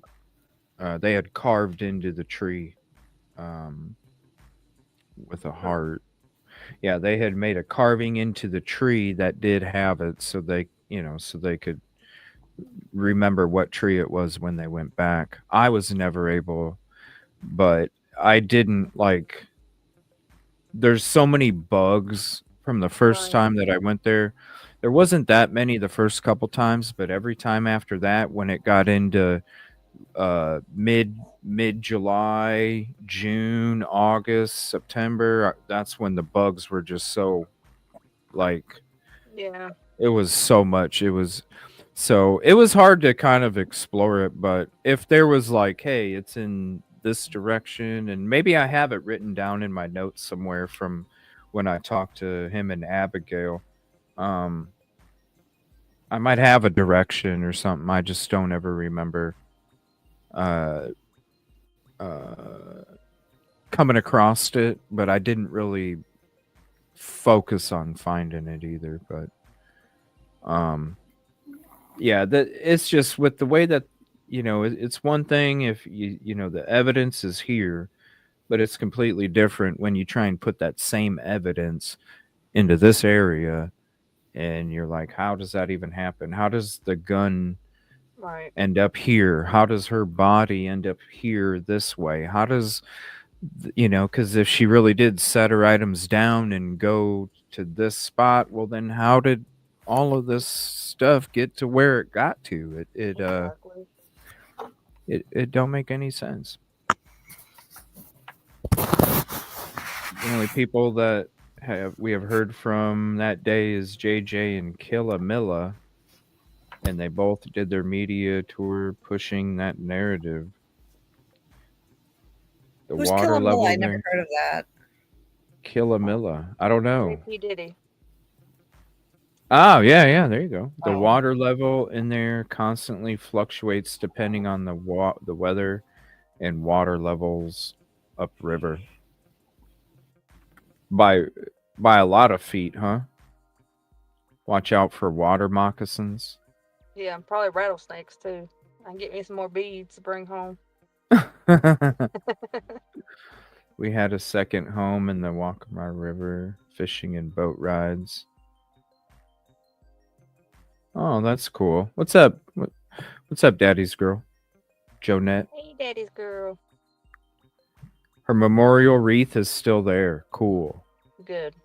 Do me a favor, if you guys go back out there, Steven, or if you have a picture, let me know and send it to me, and I'll show everybody.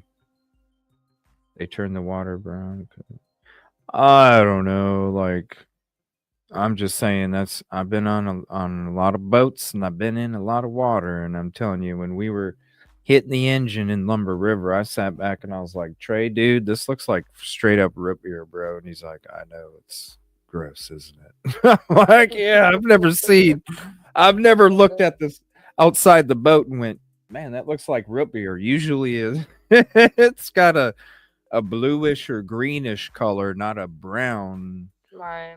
Like a dark brownish color. It's really weird. Did y'all see any gators or anything like that?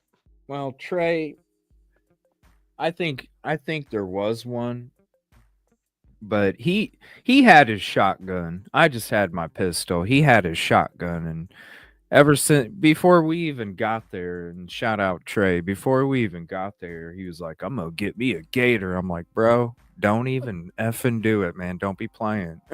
Like, I'm not trying to shoot a gator, dude. He's like, I want me a gator. I'm like, be out there with him, helping him. So Let's get this gator. so as soon as we got on the water, he's like, all right, I'm gonna find me a gator, and he just wouldn't shut up about it. And then we were in the middle of he just wanted to shoot it with a shotgun. I'm like, come on, dude. When we were in the some gator jerky. That's we were actually in the middle of, or maybe it was when we were done. It was during the time when we did that video where we sat down, talked for a couple minutes on camera, and then we both had our view on the riverbank, and while we were kind of talking about our experience, just a little, we did it for members, and yeah, that's when he was like, we started noticing the bubbles, like, like big bubbles coming up, bubbles that would be coming Ooh. from an alligator, right? Ooh. Yeah, so he was like, "Oh, here's that gator." I'm like, "Oh, damn, those bubbles are huge." They're not Well, fish great. You bubbles. got a partner in crime on that. I'll Yeah, help him out.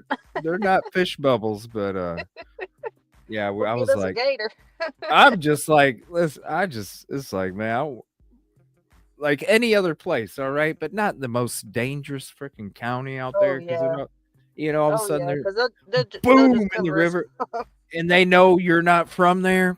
Right. Yeah. I did. Sometimes I have to talk Trey down. You know what I mean? Okay. Like I think he talked me down too. Now, CJ. sometimes I gotta be like, Trey, come on, man. You're But right. no, You're that's right. the last thing I'm like, dude. We don't need to be shooting guns, and then people are like, hey, they ain't from here. Who they shooting Oh at? Well, yeah. we're gonna shoot too, and next thing you know, everybody's like, where's Trey and CJ? We haven't heard from them for a while. Yeah, Right. Yeah. something happened. But yeah, it's definitely wild out there. It's a lot of wilderness. There's a lot of creatures. Have to And, get my boots ready. yeah, a lot of always wearing boots out there, never shoes, because you need to have your ankles and your shins protected when you're out there in those woods, because those snakes will look just like a twig. Ask Oh yeah. Steven. I mean, how often do you come across snakes out there, Steven? Quite often, I bet. Would No, that's the thing, Danny D. I get him down off the ledge before he needs the bail money. Well, maybe me and Trey don't need to get around each other. We'd be in trouble. I'm like, Trey, come on, man. Out there trying to pet the gators. This is what could happen, bro. Yeah, you're right. Yeah. It's he always says I'm the calmer one, which I am. I'm I'm just I'll bite you just as hard, but I'm the calmer one.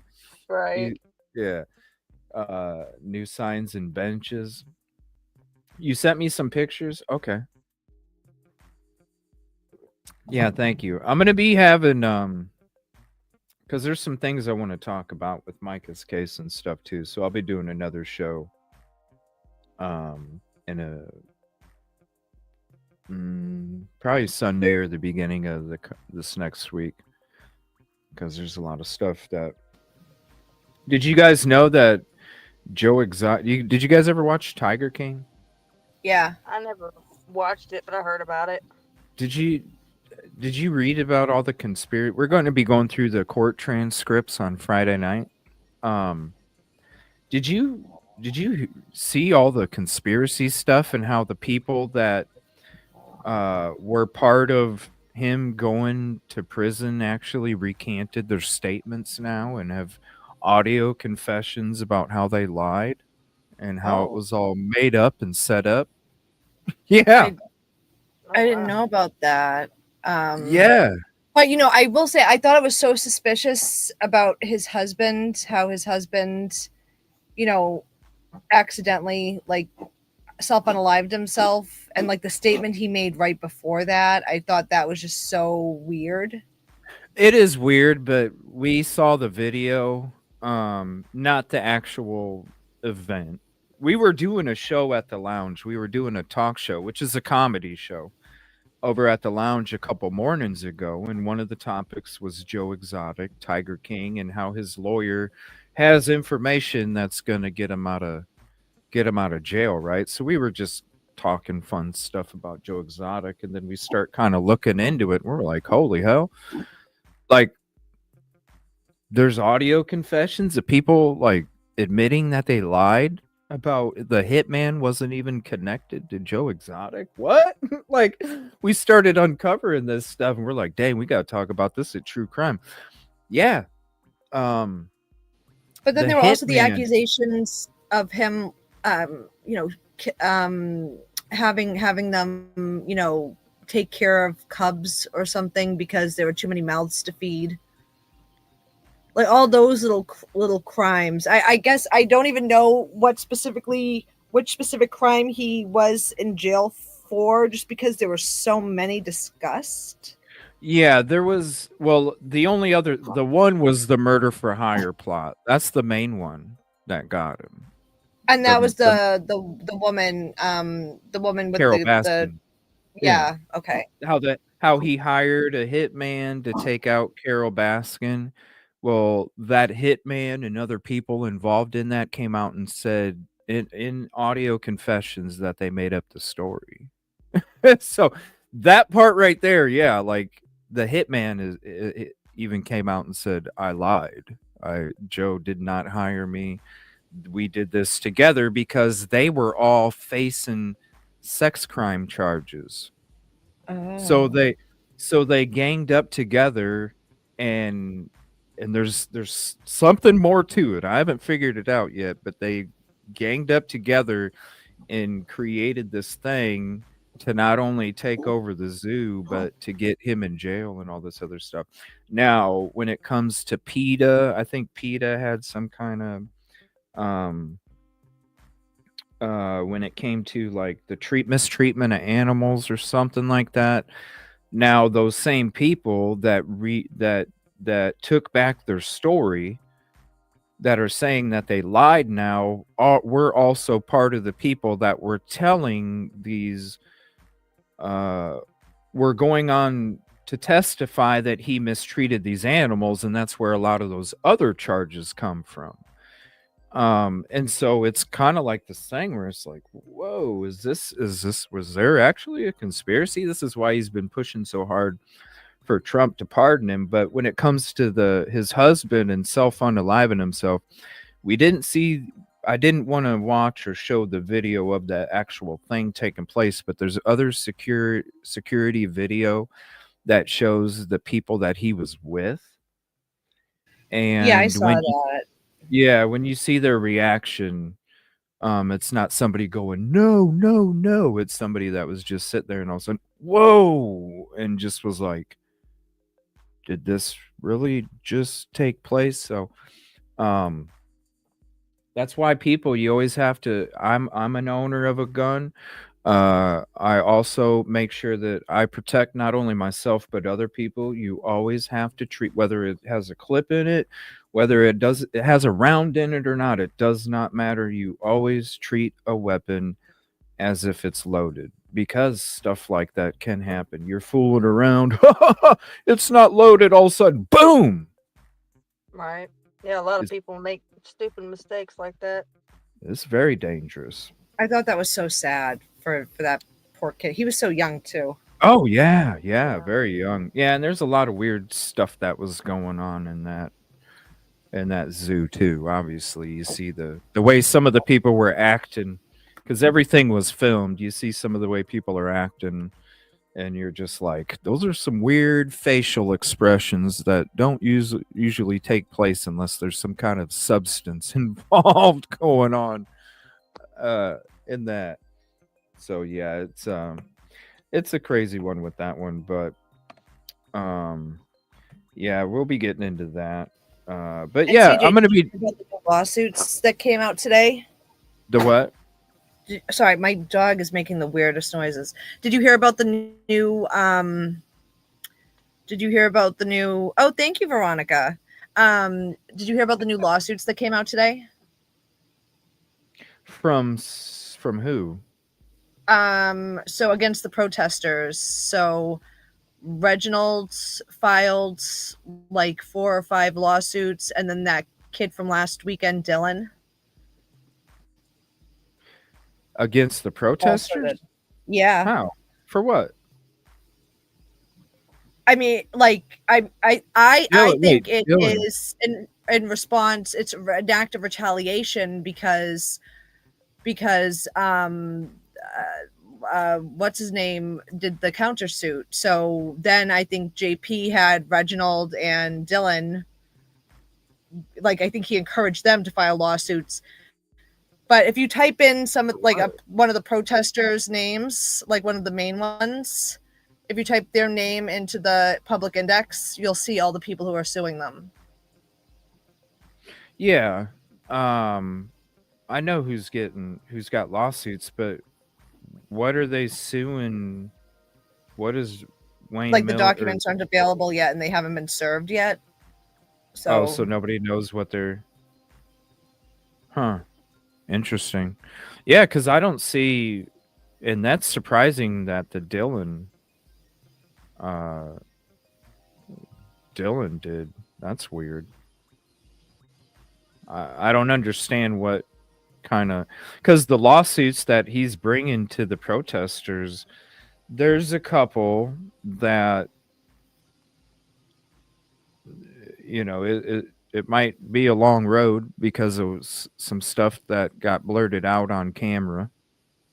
Um, you know, you can literally take that footage and you if things happened, you do have, it's not going to be closed, shut, done, over with very quick like it will Sam, because that's pretty easy to prove. But when certain things are said on camera, there's a couple words that kind of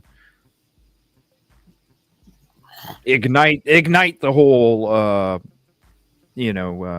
My business went down because of that kind of thing. I don't understand what kind of lawsuits, unless it's just some kind of harassment thing or something, where to get it into the court system and it'll just get dismissed or something. I don't see what they would even have it, because it's not like Wayne Miller's ever came out and talked to the protesters. Usually he's just walking from his car inside the front door, and that's pretty much it.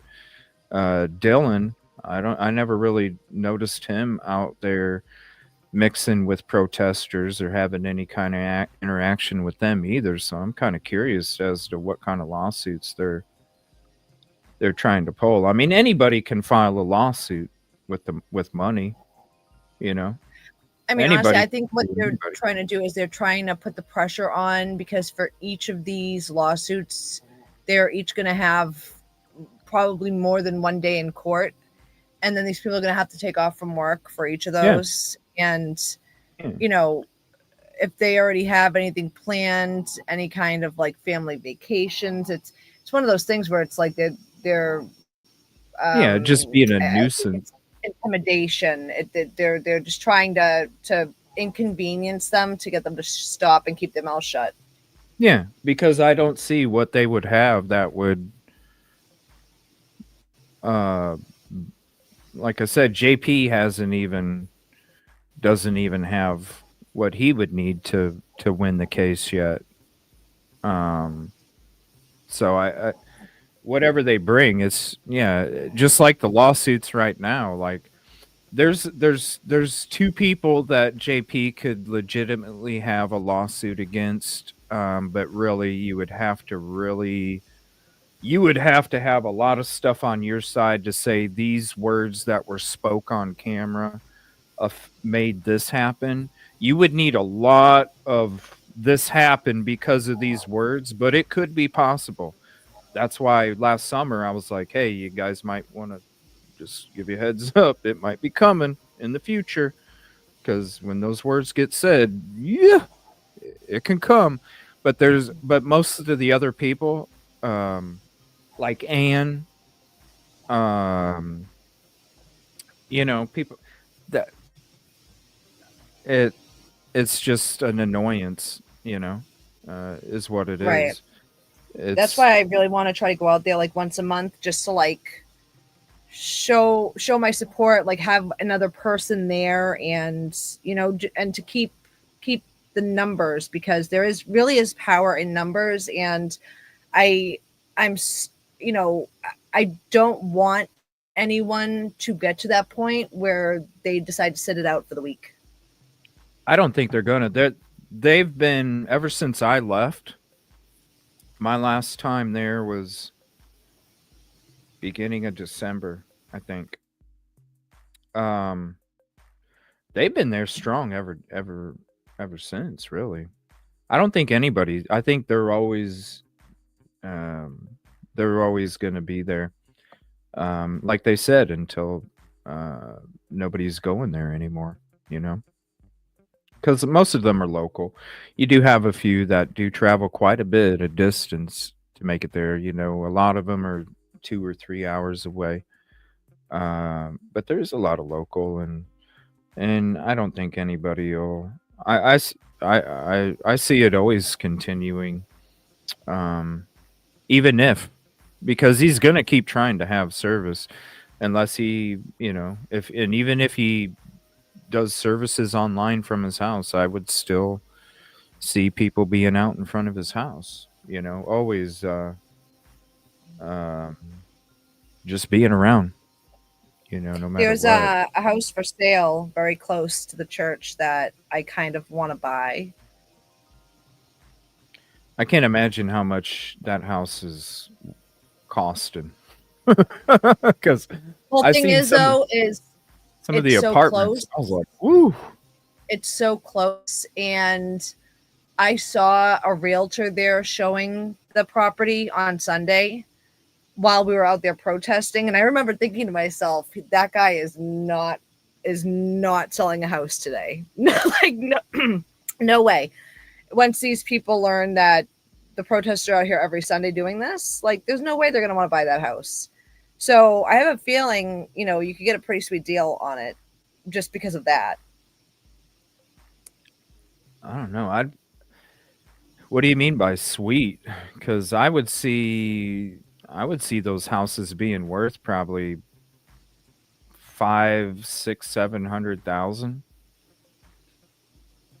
Yeah. I mean, I feel like they would have to knock off something just for the inconvenience of, Well, I mean, now's the time to buy one because the economy's shit right now. I mean, because in about a year and a half, you're going to see the housing market all of a sudden be a seller's market, and it's just going to balloon like crazy when it comes to the prices right now. But man, it's tough to get a loan these days with the restrictions that they have just based on the economy. And but man, it'd be a beautiful place, that's for sure, because there's not a horrible day down there. It is a beautiful neighborhood down there. Like it's one of those neighborhoods where it's like, man, if I had some children living at home and we had a family, it would be one of those neighborhoods that you literally could walk around and feel totally safe and secure just walking on the sidewalk at night in the dark, which you can't say a lot these days. And so yeah, it'd be a great neighborhood. The beautiful homes too. But yeah, even those duplexes are like 5, 6, 700,000 just for a duplex, because you're just blocks away from the beach. Yeah. Are those the ones that look like Easter eggs? No, like the different colors. There's the ones that are, so when you're standing at the corner where you look to the left and there's solid rock sidewalk, and you look to the right and there's solid rock sidewalk, so you're on the corner right in front of the orange sign. Mm-hmm. The house is behind, or the duplex is behind you to the right. Oh, all of those. The colored ones are the ones to the left of Solid Rock's parking lot. Those are the ones that were built recently and are a little more cheaper built. But the ones on the right side, they're more, they've been there. They were part of the where the service people lived. Well, it's the ones to the left. That's one of them was getting shown by a realtor. Oh, really? Yeah. And actually, like the realtor, I could, like, when they parked to get out, I even asked somebody, like, is that Mark Kaufman? Because it looked like Mark Kaufman. Is Mark Kaufman a realtor? Do you know? I haven't heard anything. He's got his hands in a lot of stuff. He might. I don't know. That's a good question. It wasn't Mark Kaufman. It was his doppelganger. he's got a lot. He's got his hands in a lot of different things. I wouldn't be surprised. Yeah. Honestly, I wouldn't be surprised if he is. Yeah. So, and I do kind of want to do some of that fisherman stuff that I never got into from back then too. Just been working on Sebastian so much with all that stuff, but um, everything's kind of calming down over there, and it's just ending up nothing but misinfo being spread and all that because there is nothing now at this point. Even though there's a year coming up here in about well, actually in 27 days there's going to be the year anniversary for Sebastian being missing. But I'm gonna be doing a couple more shows here coming up, probably more towards next week with this. So if you guys are available, let me know.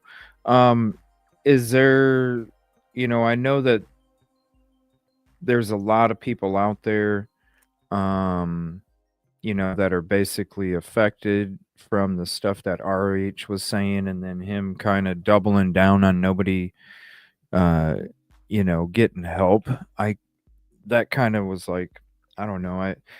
It's one thing if you don't want to help somebody, but then to promote why you're not helping and you're not helping, that's kind of rude too, because then that kind of takes away attention from that. Are you? He asked for help when that happened to him. Yeah, he had a GoFundMe up and everything too, because he was getting sued. He actually lost the lawsuit.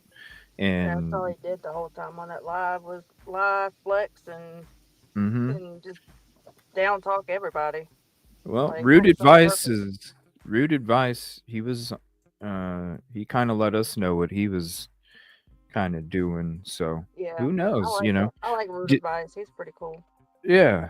Have you guys gotten any backlash from that, or well, every time I do a video about Robbie or something, and I'm like, yo, I used to follow him too, I mean, that's why I went to him when I needed help.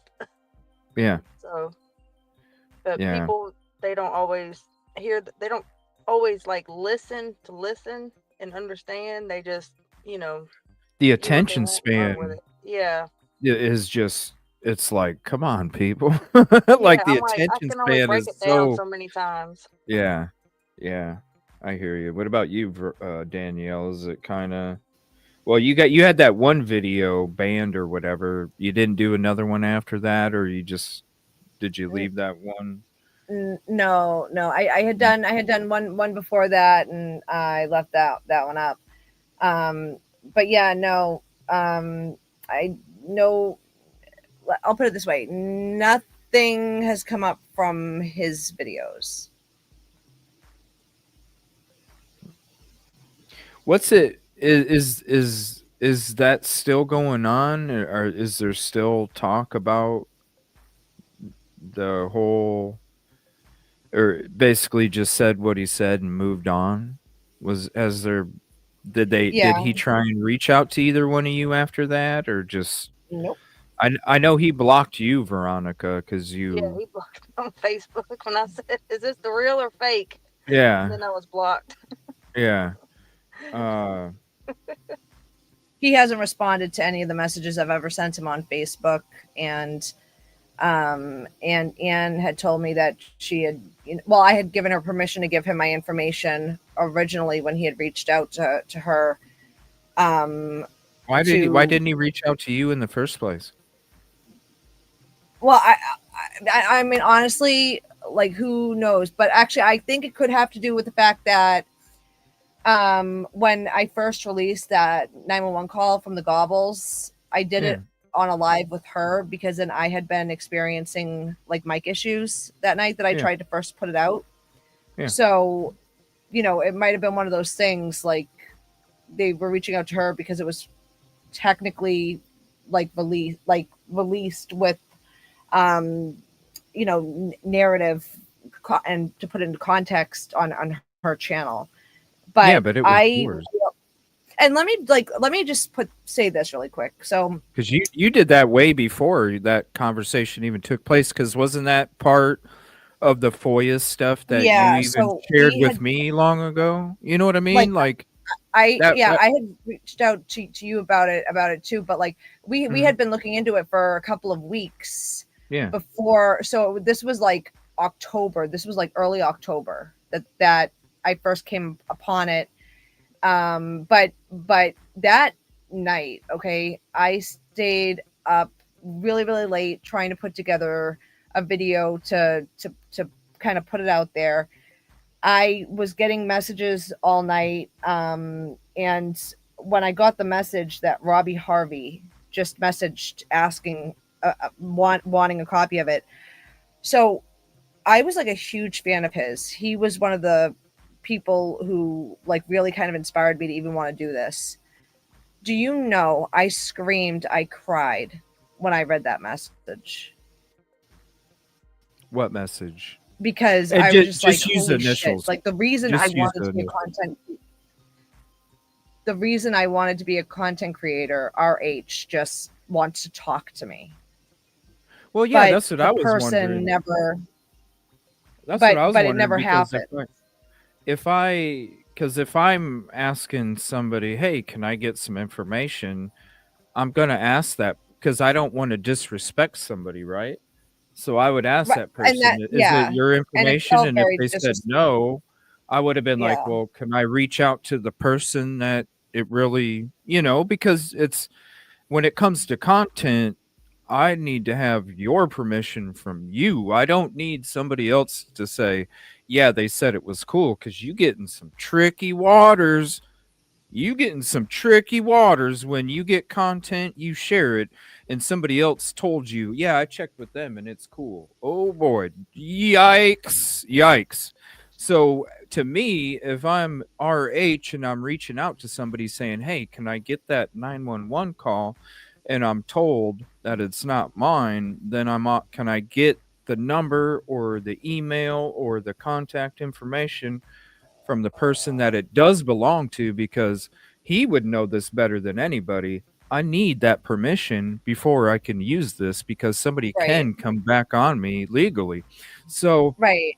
And he that's never the thing is that the agreement was he would contact me before you got it, or before you gave it to him, or so that's the thing is that I don't know how things went down with the other two people, but I just know that on my end there was an understanding that he was going to be contacting me. So he basically stole your content because the other person that told you whatever you're saying told you wasn't honest, right? Because he never contacted you. That was part of the deal where he was supposed to contact you. That's part of the agreement. That was honesty on his part, though. But that's part of the agreement for you sharing the content. Part of the agreement and stipulation is that he had to contact you. He stole your content. Right. Because just because somebody else says. Yeah. Unless you said it was okay, then it's different. You know what I mean?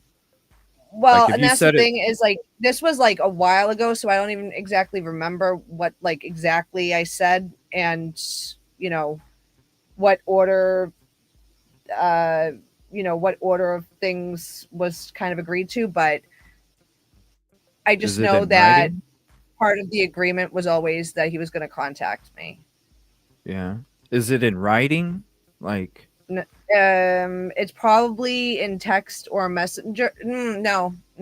Because you have a legitimate. Some things are in Because you have a legitimate reason for him to have to take that down. I'm just telling you right now.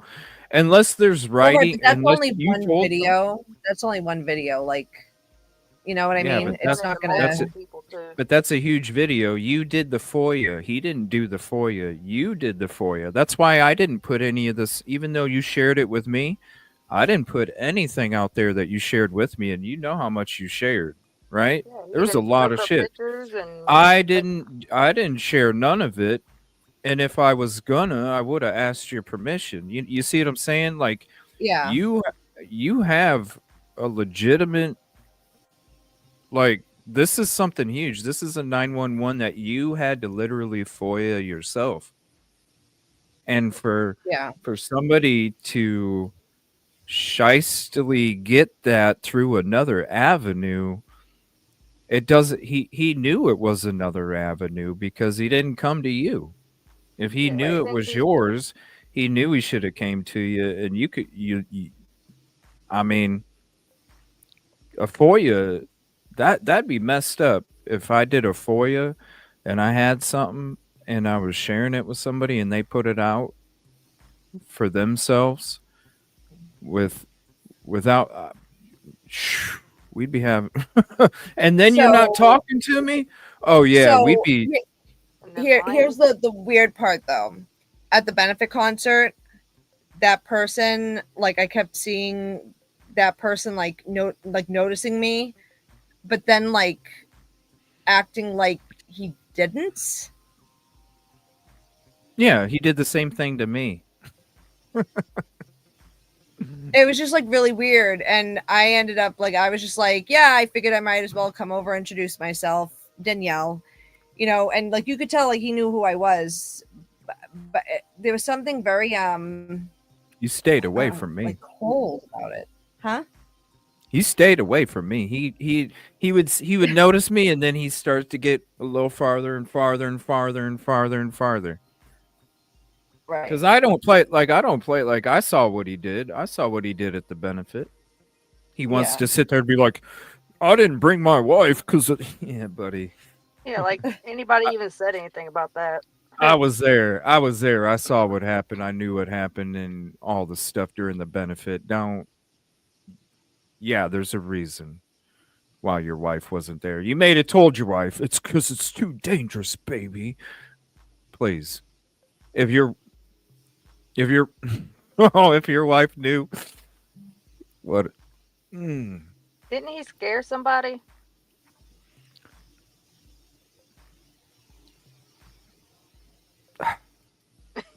I can't say. Oh, okay. Okay, so that just okay, because I kind of heard through the grapevine myself. So okay, I don't know the story. I'll just tell you, there's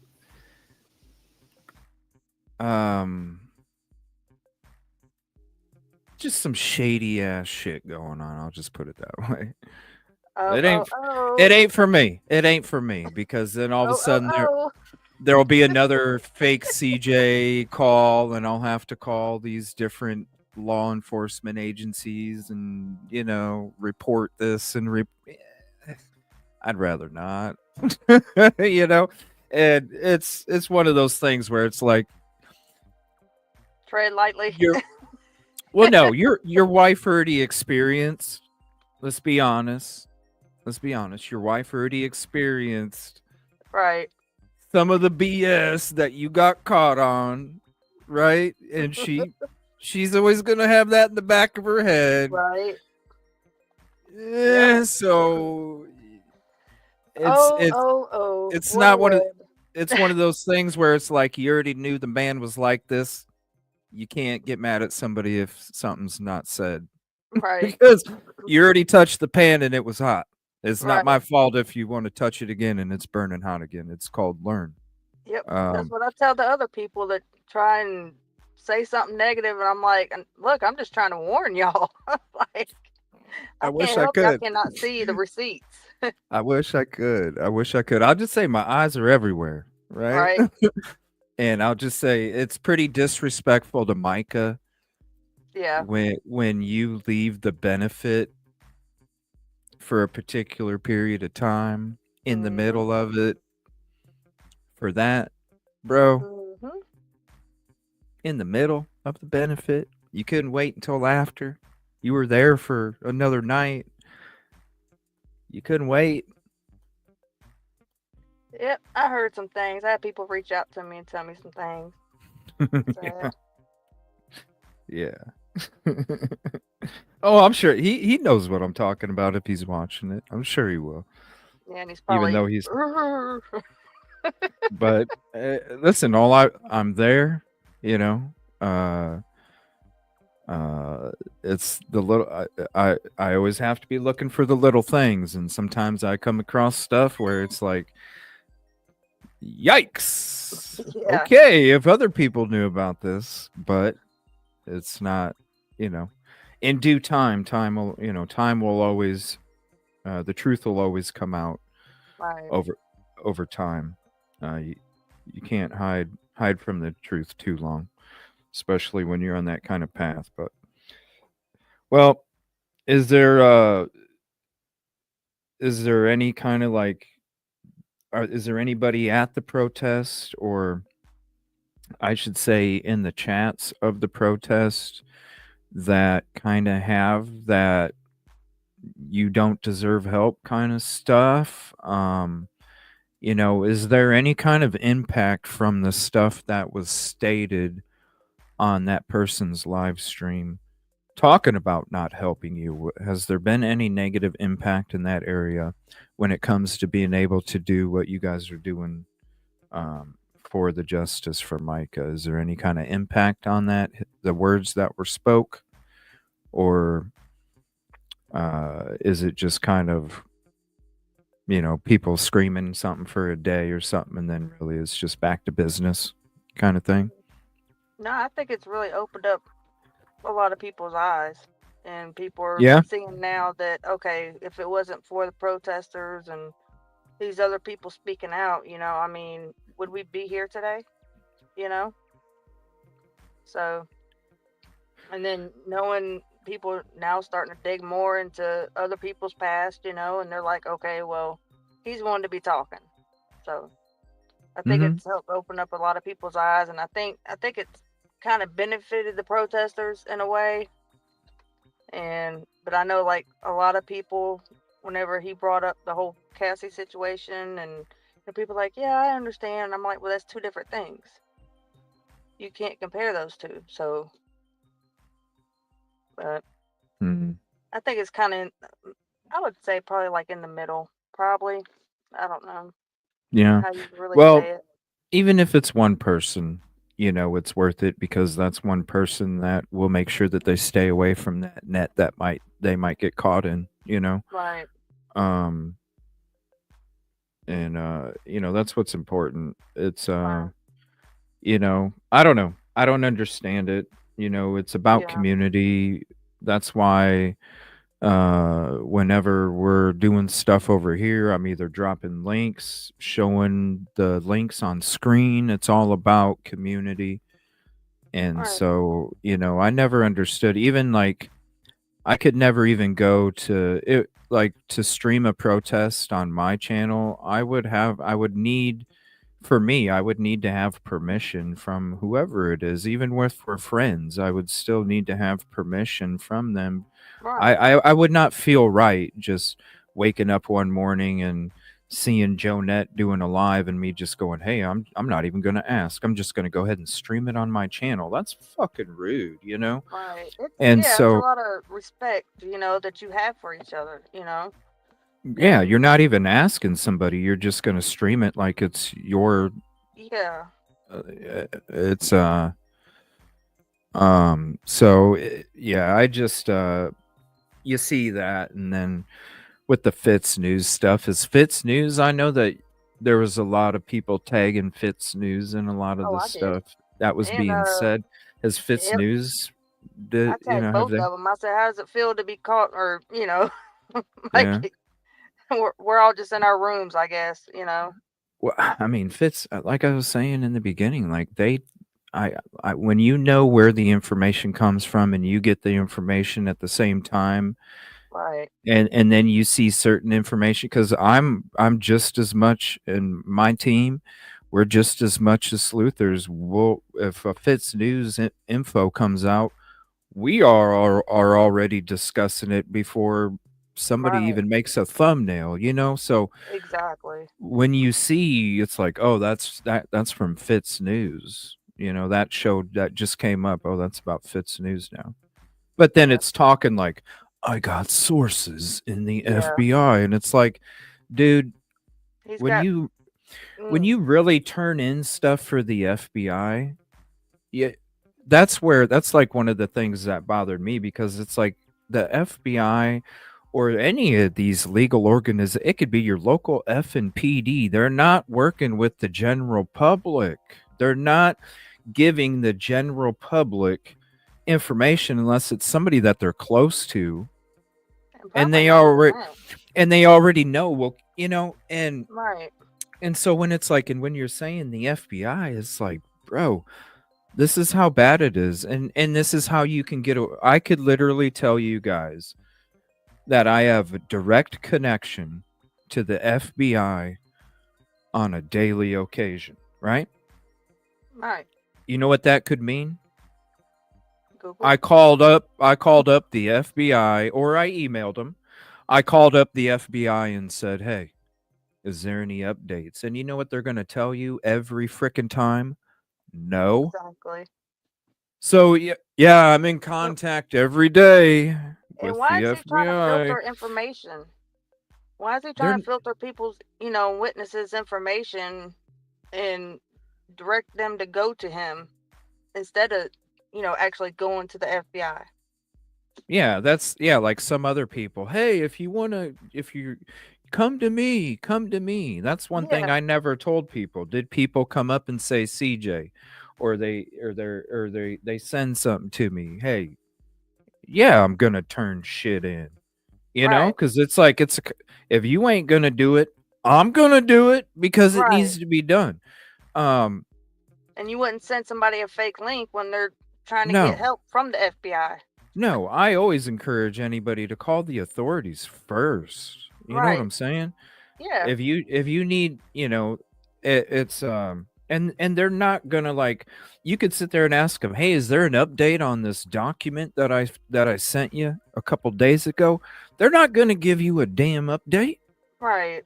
Yeah, he's just so full of himself. They're not even going to tell you if you can do something or not with whatever you're talking about. They're not going to tell you. They will take the information down. They will take the statement from you, take the information, ask you to send whatever you're sending. You send it. They'll give you a reference number, and you rarely ever hear back. Right. Ever. So, it's just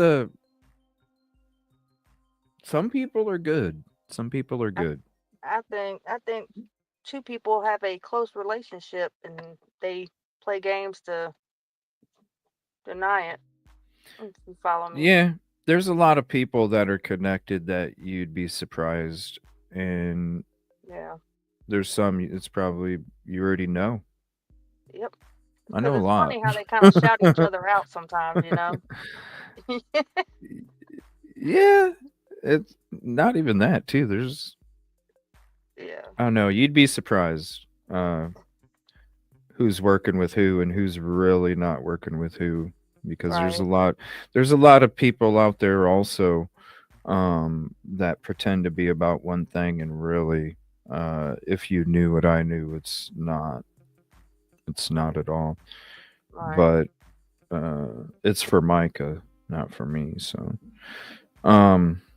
but yeah, I was just curious, like, if you guys have been dealing with any kind of aftermath from that. But that's nice to hear that it kind of woke up some more people when it comes to that, because unfortunately, I've been talking about it since last summer. And there's people that have been around in those conversations since last summer, and some of those people still don't get it. Don't get it. Yeah. And I have people like that still too, and I mean, they will like defend him to the dying T, and I'm like, okay, well, go do that. I'm telling you and I'm showing you receipts, so yeah, I can't help you. I did what I could. So it's the power of persuasion. Yeah, and I'm not trying to persuade nobody of anything. I just want to warn them and protect my people. Yeah. Well, I'm glad, because when I did it, it was was crazy there for a Yeah, while. I just tell them, we'll go over there, let them yell at you some more. I don't care. Yeah. I wanted to, I knew what you guys were going through when I seen that. I was like, I gotta extend a branch because I knew the same things in a even though it's a different situation, and Right. something else it went to a way different other level that a sick, twisted individual takes it to the level that it was taken to with that. Yeah, that was Because like that was way overboard. it was, and that I was like, okay, I never quite understood gaslighting until I saw that live. Yeah. And I was like, oh my God, that's exactly what it is right there. Yeah. It was like, yeah. I mean, I was like, are you serious right now? Yeah. And I'm like, I'm not the smartest person in the world, but like I Yeah, know you're you lying think right now. you expect people to be better, Right. And did y'all see any of the chat in there that night? I didn't watch it live. I didn't even see the chat. What? I got to see some of the chat, and I was so proud. Oh Because yeah. there was people in there saying, you're wrong. This ain't right. And, calling him out. I think Leslie jumped in there and was like, oh, you didn't take none of my stuff. Yeah. So, Oh, yeah, I'm it sure was. there's a lot of people that I'm sure were upset. Where did it all come from? Because it seemed when I started watching the clip, it seemed like there was some animosity from the beginning of when he was talking about it. Like what happened? Oh. Why like cuz wasn't the title of the video Why I Won't Help or something? Yeah. Right? Yeah, and So it was was he someone wanted getting? him to like pretty much just like mention it, talk about the lawsuit, and not like really it's like part of Mica's advertise. case. Huh? It's part of Mica's case. Right. And, just like talk about it and, let people be aware that, they do need some financial help or whatever if they want to help. And somebody sent me the clip where he's like, you want me to talk about the lawsuits? Like, what's there to talk about? Like, what do you want me to say? Like, just real cocky with it. And then after that, it was kind of like, it just kind of, everybody got to talking, and then he did that live and it just blew up from there. Oh, so it was basically a response to the chat that was going on in the show. Yeah, I guess someone was in the chat, maybe that brought up, why it hasn't said anything about the lawsuits, and then he just got cocky with them. I didn't see that whole thing. I just had that part like sent to me, and I was just like, "Are you serious?" It was just like, hey, how come you're not covering the lawsuits like you Yeah, would if yeah, JP yeah. And he's was? like, "What? What do you want me to say about it? What? Like just real cocky about it for no reason, Yeah, there were like a lot of lives on TikTok where they would be talking about it. They would share the like GoFundMe's and Cash App accounts. And then somebody had messaged him, I guess, asking him to, mention it on his channel. And then the response that was mentioned on TikTok. And then obviously people were upset. And then people were tagging him in the comments. And I think he was coming in and seeing it. And so he was responding to that. Like, otherwise, I don't think he would have even acknowledged it. Yeah, it was just bad PR. Bad PR, basically. Because a lot of where he gets his information from are protesters. Yep. I mean, I'm just being honest. Yeah, protesters and other There's people some like people us, in the yeah. There's some like, people in the Matthew neighborhood. Matthew's comment where he said, you're fighting against evil, like what do you expect? Well, okay, why aren't you getting anything? Aren't you fighting against evil too? Right. But also, that's the thing, is that another piece of it is that it's the same abusive like tactics that JP is using. Mm-hmm. Yeah. Oh, manipulation. When you brought up Miss Ann, that reminded me so much of JP Diddy's what interview was it where he was like, what kind of drugs that make you see things or whatever? Maybe that one time he did that same thing. Oh, when News he was Nation. Like, yeah. He did that same thing on that live when he was like, I haven't asked anybody. Oh, wait, I take that back. That was that one time. And sweet lady, I was like, to the T. Yeah, and that's crazy too because Anne, when I had Rudy on, Anne was discussing when she was with her 911 call and how he didn't even credit her back then. So when Ian took her call that she had with JP Diddy. Yeah. Yeah. And it was actually Miss Ann. Me and Miss Ann had started talking, and this was back when she was a mod. And I hadn't really said too much about Miss Ann because I didn't know how far she wanted me to talk about it, but I don't think she really cares right now. But and I told her the situation, that was going on and the person that had reached out to me. And she was like, yeah, you're right. Let Robbie know, and then that way you can remain anonymous and stay safe as well. So I did that, and I sent them messages on all platforms. And then one day in the chat, everybody's like, Robbie, check your messages. Veronica really needs you. For you to stay safe. Wait. Yeah, and it was Miss Ann that sent me the actual FBI link. And I was like, well, I don't know why he sent me this. She was like, I don't know either, but something's not right. And I was like, yeah. And then me and her both kind of drifted from him after that because it was like. Well, yeah, because when she was on with when I had Rudy on, she shared her story. Yeah. With RH and how she was screwed over, and this was back last summer. Yeah. And you guys can see it. It's on the playlist, Wolves Amongst Sheep. But wait a minute. So you said that so what you were sending you said something else happened to somebody else. So somebody sent him information and then was getting harassed?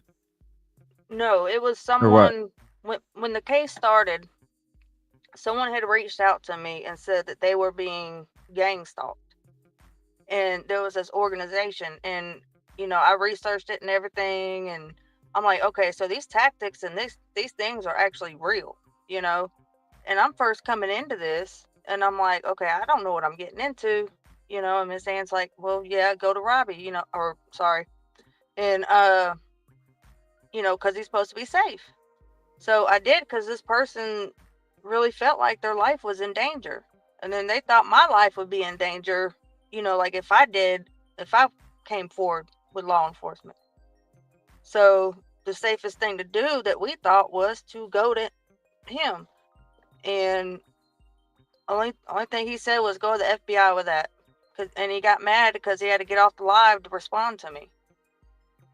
And because everyone in the chat was like, hey, Veronica needs your help. Like, go read your messages. And he got mad and got off. And I even messaged Miss Ann. I says, is he okay? Did something happen or something? And she was like, I think he's all right. He just sometimes ends abruptly and stuff. So, and then right after that, he messaged me and I'm like, well, I don't know how to get up with the FBI. And he sent me micamiller.com. And I was like, wait a minute, that ain't right. And I went back to Miss Ann and she was like, yeah, this is the FBI link. I don't know why he would send you that. So anybody, just go directly to the FBI. Yeah, it sounds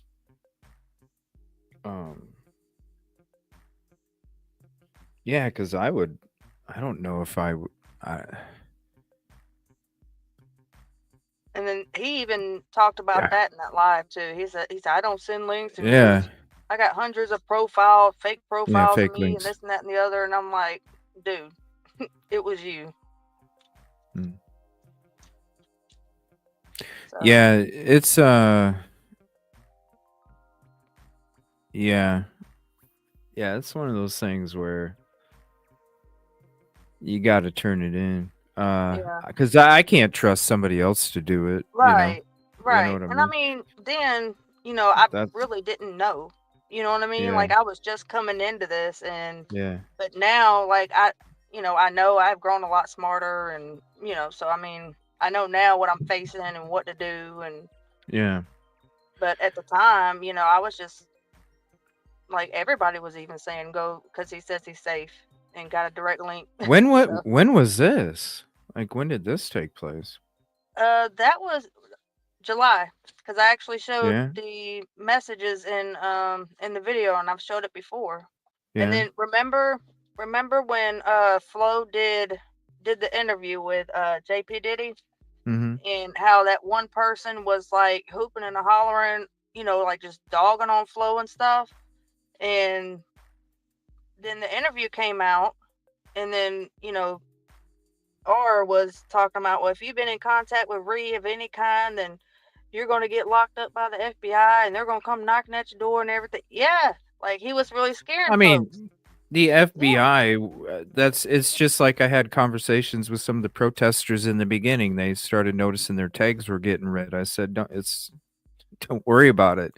They're checking to see who's around because they need to know who's a threat and who's not a threat. It's nothing to be alarmed about if you notice your tags are getting ran, unless there's some other odd shit happening. But most of the time, they're just trying to see who's a threat and who's not.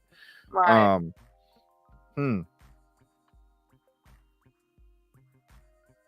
Yeah, it was. That's interesting. Yeah, so I don't know. I see. What are you guys talking about right now? Is there any kind of specific things each one of you are discussing on your channels at the moment with Mica's case, or that you want to promote? So I had recently done a video about corruption in the probate courts. I got really good feedback from it. A lot of people liked it a lot, and honestly, it's probably my favorite video that I've done. So, is there a way you can kind of give us a small description of like what you're discussing? So it has to do with people guardianship, being able to gain control of a person's life and sell their home, sell all their assets, and take all of their rights away, and that is happening in the South Carolina probate courts. And there had been reports of the elderly waiting for a bed in a long-term care facility, waiting for a bed to open up in jail. Yeah, I did see something about they had some kind of thing going with seniors, taking care of seniors better, or something like that. Yeah. When it comes to, I tell you what, when I first started learning the laws of South Carolina, when it came to females' rights, I was totally disgusted. So I'm sure it's a problem where I wouldn't doubt it. A lot of husbands are taking control of their wife's possessions and doing this and that. The stuff JP got away with isn't too hard in South Carolina. He just also had some friends on his side too. And I think part of the problem too is that the judges in the probate courts, they get chosen by the lawyers. They don't get voted in by the people. So that could play out like a lawyer saying to somebody, hey, if you rule in my favor, I'll vote for you. Yeah, the good but voices. Also the judges do not have to have any legal background at all. You could come in off the street, and if they vote you in, you're a judge. Dude, I need to move to South Carolina. Right? Yo, evil CJ Media and Investigations will be going local government there. On the desk. Right. Yeah, like shoot, hook me up. I'll yeah, but yeah, so, it's the good boy and system. There's something else I'm kind of like looking into, but it's one of those things where you can't exactly look into it without kind of putting the message out to as many people as possible and having them contact you with information to be able to put the pieces together anyway. Yeah. So one of the things that I've been trying to look into is, so from what I understand, John Paul had the motto, I only do oh shoot, now I don't remember. But anyway, I don't do baptisms, weddings, or funerals. You know, I don't do that stuff. But if there is some suspicion that they're using the elderly members to sign over their houses, their estates, their trusts, whatever, we need to look at the death records of members, former members. We need to look at like their property, their estates, their trusts. But when you try to look up obituaries for a specific church, it's so much harder to find because none of the funeral services are being carried out by Solid Rock Church. Yeah. They're always having their funeral services at another church selected by their family members, you know? So if people out there know of former members or deceased members of Solid Rock Church, let me know their names so I can look for the paper trail to see if their assets were acquired by the church. Yeah, you're going to find a lot of them, because that's what I was hearing in the very beginning about. Like I was saying, they would get you to sign people's houses, inheritances, life savings, and they would do manipulation with the documents in order to always come out on top, no matter what situation it was, whether it was letting one go or making sure they kept it no matter what. So, it sounds like it would be up to a family member to actually, because I think that's the only way you'd be able to get that information, is getting it released from each individual family, you know, right? When it comes to, but I just where their assets now we went. just need to identify these people who could have been financial victims, who could have had, you know, and chances are Evelyn Califf. I mean, when it comes to the investigation, if you do come across any of it, I would give it to the FBI, because they're already going to be investigating that, and I'd be surprised if they hadn't investigated that already. Right. You know, from the beginning when they took over, because when they took over, when the FBI took over in May, they did it because of the financials of the church is what they were digging into. That was their initial investigation and why they opened it. And with the financials is going to come, you know what I'm saying, a lot of that stuff that you're talking about. I hope you are able to, but the families might have already turned that over to the FBI, and I don't know if they can necessarily talk about it either. So it might be a very slippery slope for you, safety wise. You know what I'm saying? Because if there is something that you do come across, and it's not included, or it's something that they don't want out there, you could be putting yourself in danger. And you know, the most extreme, impeding an investigation, which could ultimately affect the outcome when it comes to everything, because it's there's going to be a lot, you know, with the stuff that I was hearing. There's a lot of people that had it happen, and I wouldn't be surprised if somebody does reach out, because there's a lot of people that went to that church over the last 10 years. Even beyond that, but I'm just saying specifically 10 years since JP really like took over Solid Rock.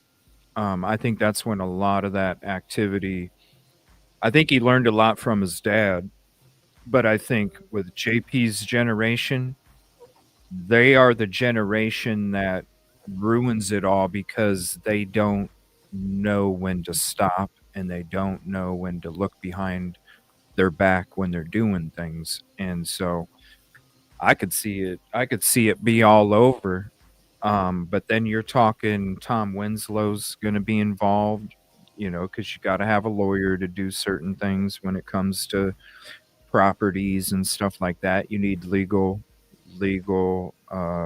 assistance with it too.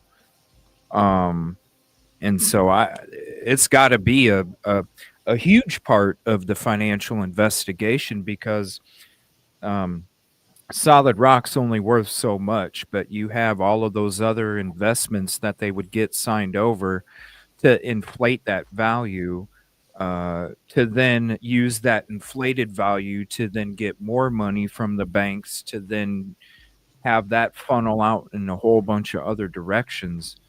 And it's got to be a good chunk of it, honestly. Just be careful, though, because I'd hate to. It can get really tricky when it comes, and you definitely don't want to. Well, if I find anything good, I'll have you release it. No. I don't even want to see it. I don't even want to listen. I don't even want to see it. If you get it, you turn it in. Don't even. You can tell me about it. you can tell me about it, but I don't want to see it. All right, unless no. That's between you and them. But I can tell you right now that what you wouldn't need family's permission for, or it wouldn't necessarily dig too deep into it, is a lot of the connections when it comes to how that activity can go down legally, and the connections outside of the church, whether it's, how do I say it, whether it's elected officials, whether it's community members, whether it's local business owners. There's going to be, he can't do it on his own, that stuff. And you always need a team of different people to be in order to get all of those different things, especially with the financial stuff. Now, Trisha is going to have a lot of experience and has a lot of experience based off of what she's already been incarcerated for, embezzlement, and different things, financial crimes. So she's going to be able to also know the people that he could get in contact with, because one of the reasons I always felt Trisha always had his back 150% was because she was the mama figure in his life, kind of showing him, hey, you can do this way. Don't do it that way. But Trisha, I want to do it this way. Listen to me. No, you want to do it this way. Okay. And I think you'll find a lot of connections that can really push that part with those two, especially Trisha. And you're not going to be like getting into family because even asking, like, I can imagine these people, this is why neighbors are even so scared, across from Solid Rock, is because they know what JP's capable of behind the scenes and what he's able to get away with. And there's so many people that don't even want their voices, I would have so many people that wouldn't even be on camera that you could barely even hear them if I didn't have my mute on. And they were like, no, I can't even speak one word because he's going to know.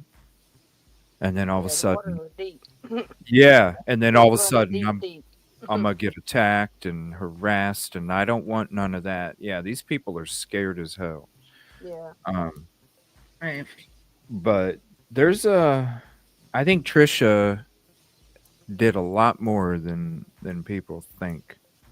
And I think there's a lot more connections that people haven't came across yet that could really shed a lot of light on the church's activities when it comes to the business dealings and how they do this and that, because I really feel like Trisha is always going to be the star witness when it comes to a trial or anything like that, because Trisha is going to be the one that knows the left side and she knows the right side. She knows everything that's going on. And I think that's why him and JP and Trisha are like stuck at the hip together no matter what, because she knows all this about me, and she knows I know all this about you. You know this about me because I jumped right into it. But hey, aren't we rich, buddy? You know. But when she's got cell bars facing her and she's on that witness stand, I bet she's gonna sing like a canary about everything that's taken place. So there's got to be a lot of stuff with her that people haven't even came across yet, for sure. Thank you, Daddy's girl. JP's telling on himself through his sermons alone. Yeah, he does, don't he? He does. That was one of the things that the members would tell me too, is that when they were going to church, or when they would go to the church, when they were going, that there would be something going on in their marriage. There'd be something going on in their marriage. They'd be doing the counseling stuff, and then he would start preaching about Jessica, even though the lady's name might have been Anne Marie. He would use Jessica's name, but use everything that Anne Marie needed to be preached at about. And he would literally, it was one of his tactics, where he would use your own things against you, just change the name on the pulpit, just like Mica. He'd talk down to her on the pulpit, and yeah, that's how he would keep people would sit there and go, he's effing talking about me, and then it would stir it up more, create more division. They would get more out of each one of, dirty game. Just like that before. Dirty game. Yep. And thank you, RC. Great guest and shows tonight, CJ. Thank you. And thank you all for being here. Appreciate it. And thank you, too, for being up here. If you're not subscribed, I'll drop their link again as well. But, yeah, I'd like to, hang out again. And if there's anybody else, that wanted to get some support and stuff, just let me know. But like I said, when I seen that stuff being said, I seen what was being done. I was like, wow, this is not cool, number one, because they've always been there. Number two, I know where you get your information, and a lot of it is from them. So to do that to them was really, I was like, wow. And then the same kind of things that happened, the gaslighting, and I was like, that's why I reached out to you first, and I was like, if you need me to help in any way I can, let me know, because what happened was not cool. And when I hear somebody say, I won't help, I'm like, no, we should be helping everybody. That's why I got the title, Yeah, that was just a low blow for so many people, because it's like we're trying to stand together and help each other, and then here you are preaching to everybody like, no, it's just like, what was the purpose? Yeah, and you guys, none of you are, I'm not even at 100K, you know what I mean? And none of you guys are either. So it's like, it's pretty easy to talk shit, You know what I'm saying? And Right. say stuff like that when Yeah, and the downsides that, like, it's just, small claims or whatever, but small claims might sound small, but it could be a big claim, or a big thing for people 5 to like normal people 10,000. like us, Yeah. that are just Right. trying to survive. Mhm. And I feel like the main part of doing all of this is raising awareness. Right. We might not always know exactly what happened or why it happened, but we're raising awareness that it did happen. Mhm. Exactly. And so Mhm. that people can all contribute in some way, even if it's just understanding it better for themselves and looking into it. But just making somebody aware, like, hey, JP is using his same tactics right now against the protesters, against the content creators, Mhm. against the Mica ducks, against anybody who is pro justice for Mica, because that is Right. anti everything JP. And And that just sounds like making people aware it's happening, and hey, if you want to help, they have these sites if you want to look into it. Mhm. That's nothing. That's raising awareness on the issue, that it's right. continuing, it's a pattern. So it's Mhm. Perfectly said, Danielle. Perfectly said. yeah. Yeah, especially with the laws. It's pretty bad when you can I I hate even saying it, but it's pretty bad when you can abuse your damn wife and get away with it. Um, the my heart goes out to all the females in South Carolina. It really does, cuz Right. it's you better know who you're marrying before you marry them, because once you get married, Yeah.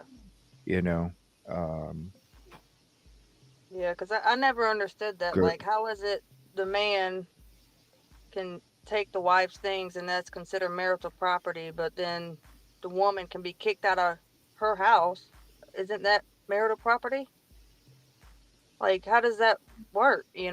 Like, you can kick her out, but that's her house. it's that's why I hope to see a lot of the changes in the local government there. You see Macy's going to run for governor now.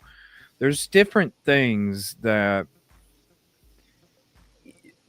it's just like when I went to Moscow, Idaho for Idaho 4. There's some areas in the country that are stuck like 60 years ago in some Mm, areas. You know what I'm saying? Like they're yeah. stuck 60 years ago in some areas, and it's like, wow, how what?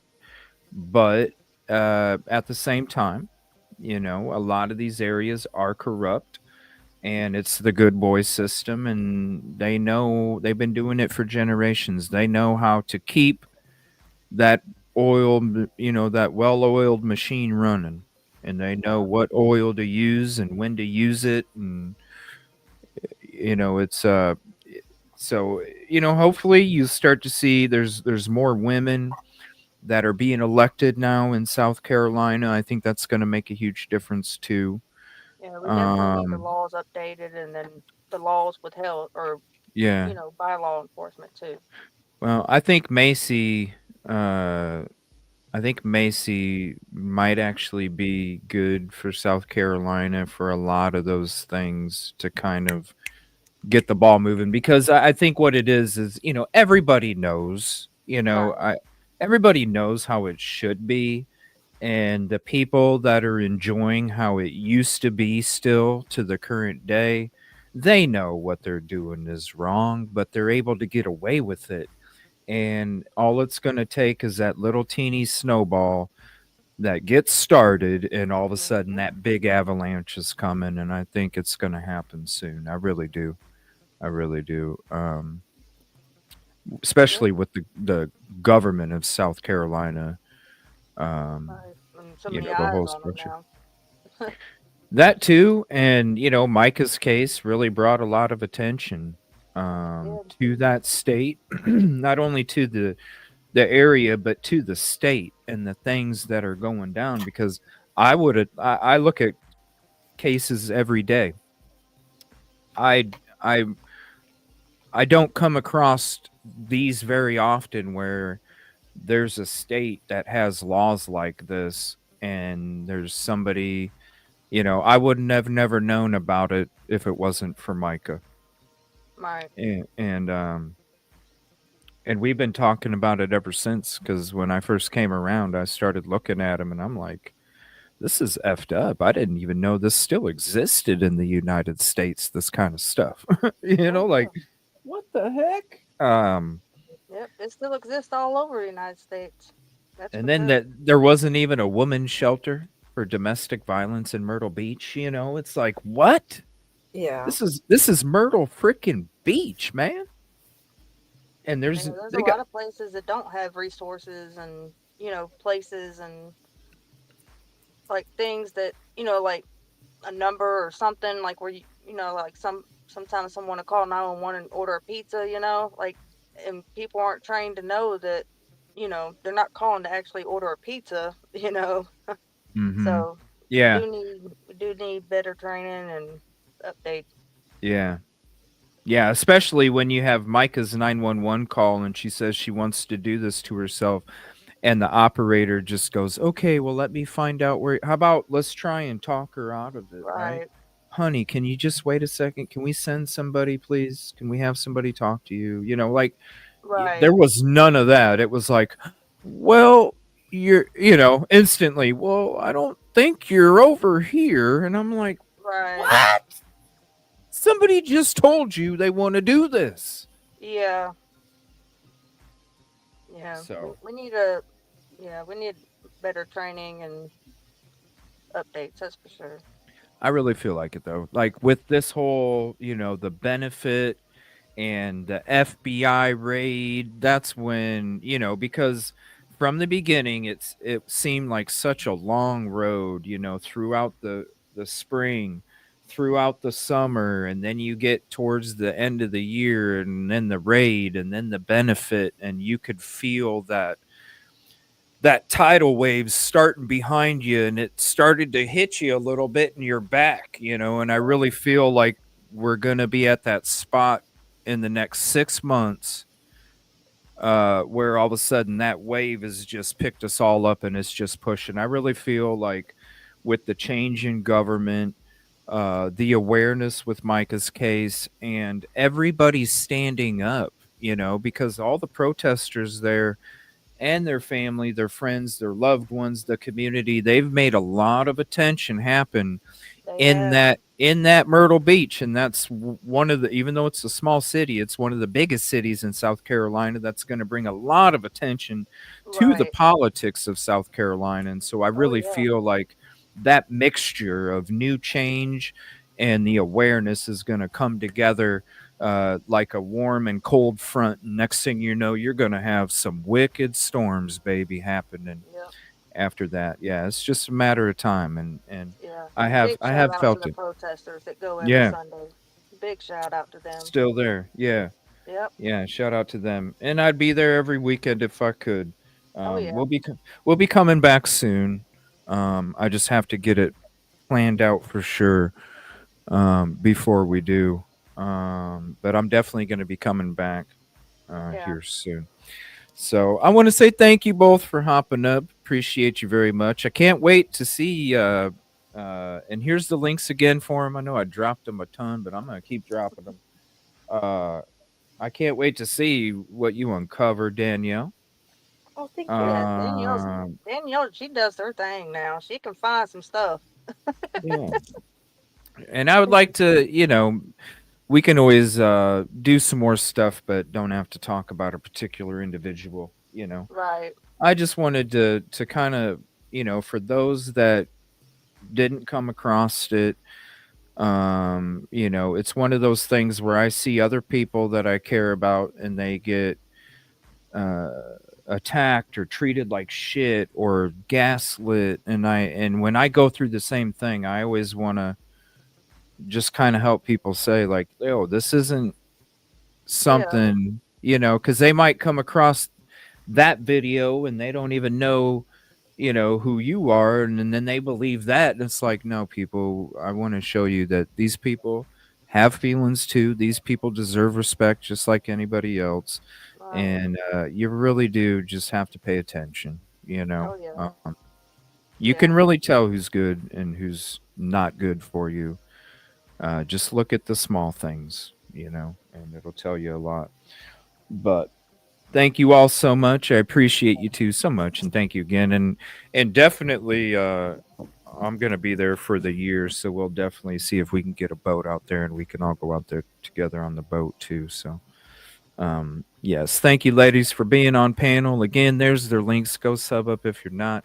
We'll be doing something here, more Mica Miller stuff in a few days, 4 or 5, somewhere around there. But we do have some more stuff to get into, and I want to have you on in the future for this fisherman stuff, Veronica, because you personally talked to Johnny Jacobs. You've had a bunch of conversations with him. We've done our work out there, and I kind of want to go more into that kind of discussion with the fisherman stuff. Right.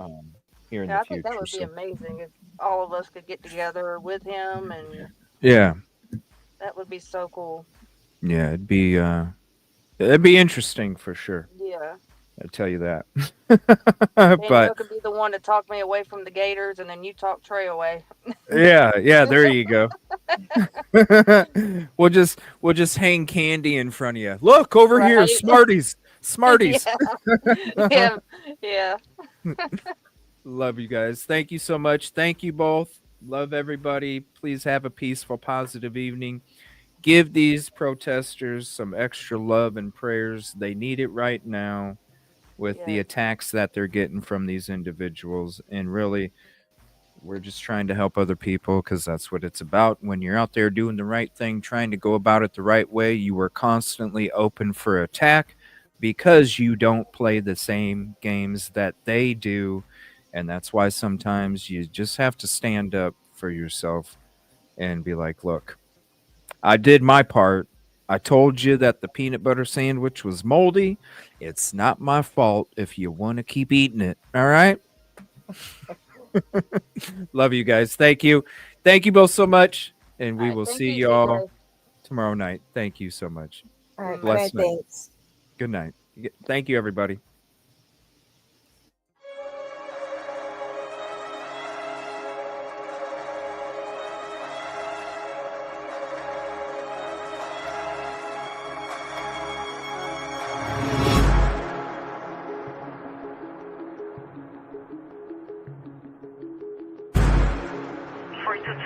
Okay over there?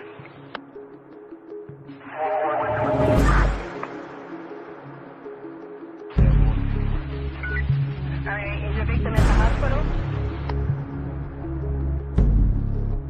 Someone shot there. Alright, do you see that to take pictures of the is it domestic related?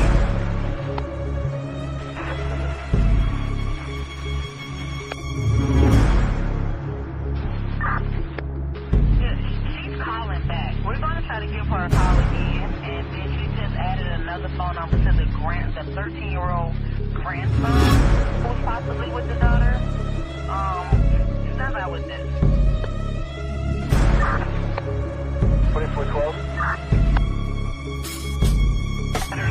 Someone's calling in, so they have a female that is up communication. She's the worst to say that. You're checking 12, take the check out. 6-1 bullet, 6-1-7-7.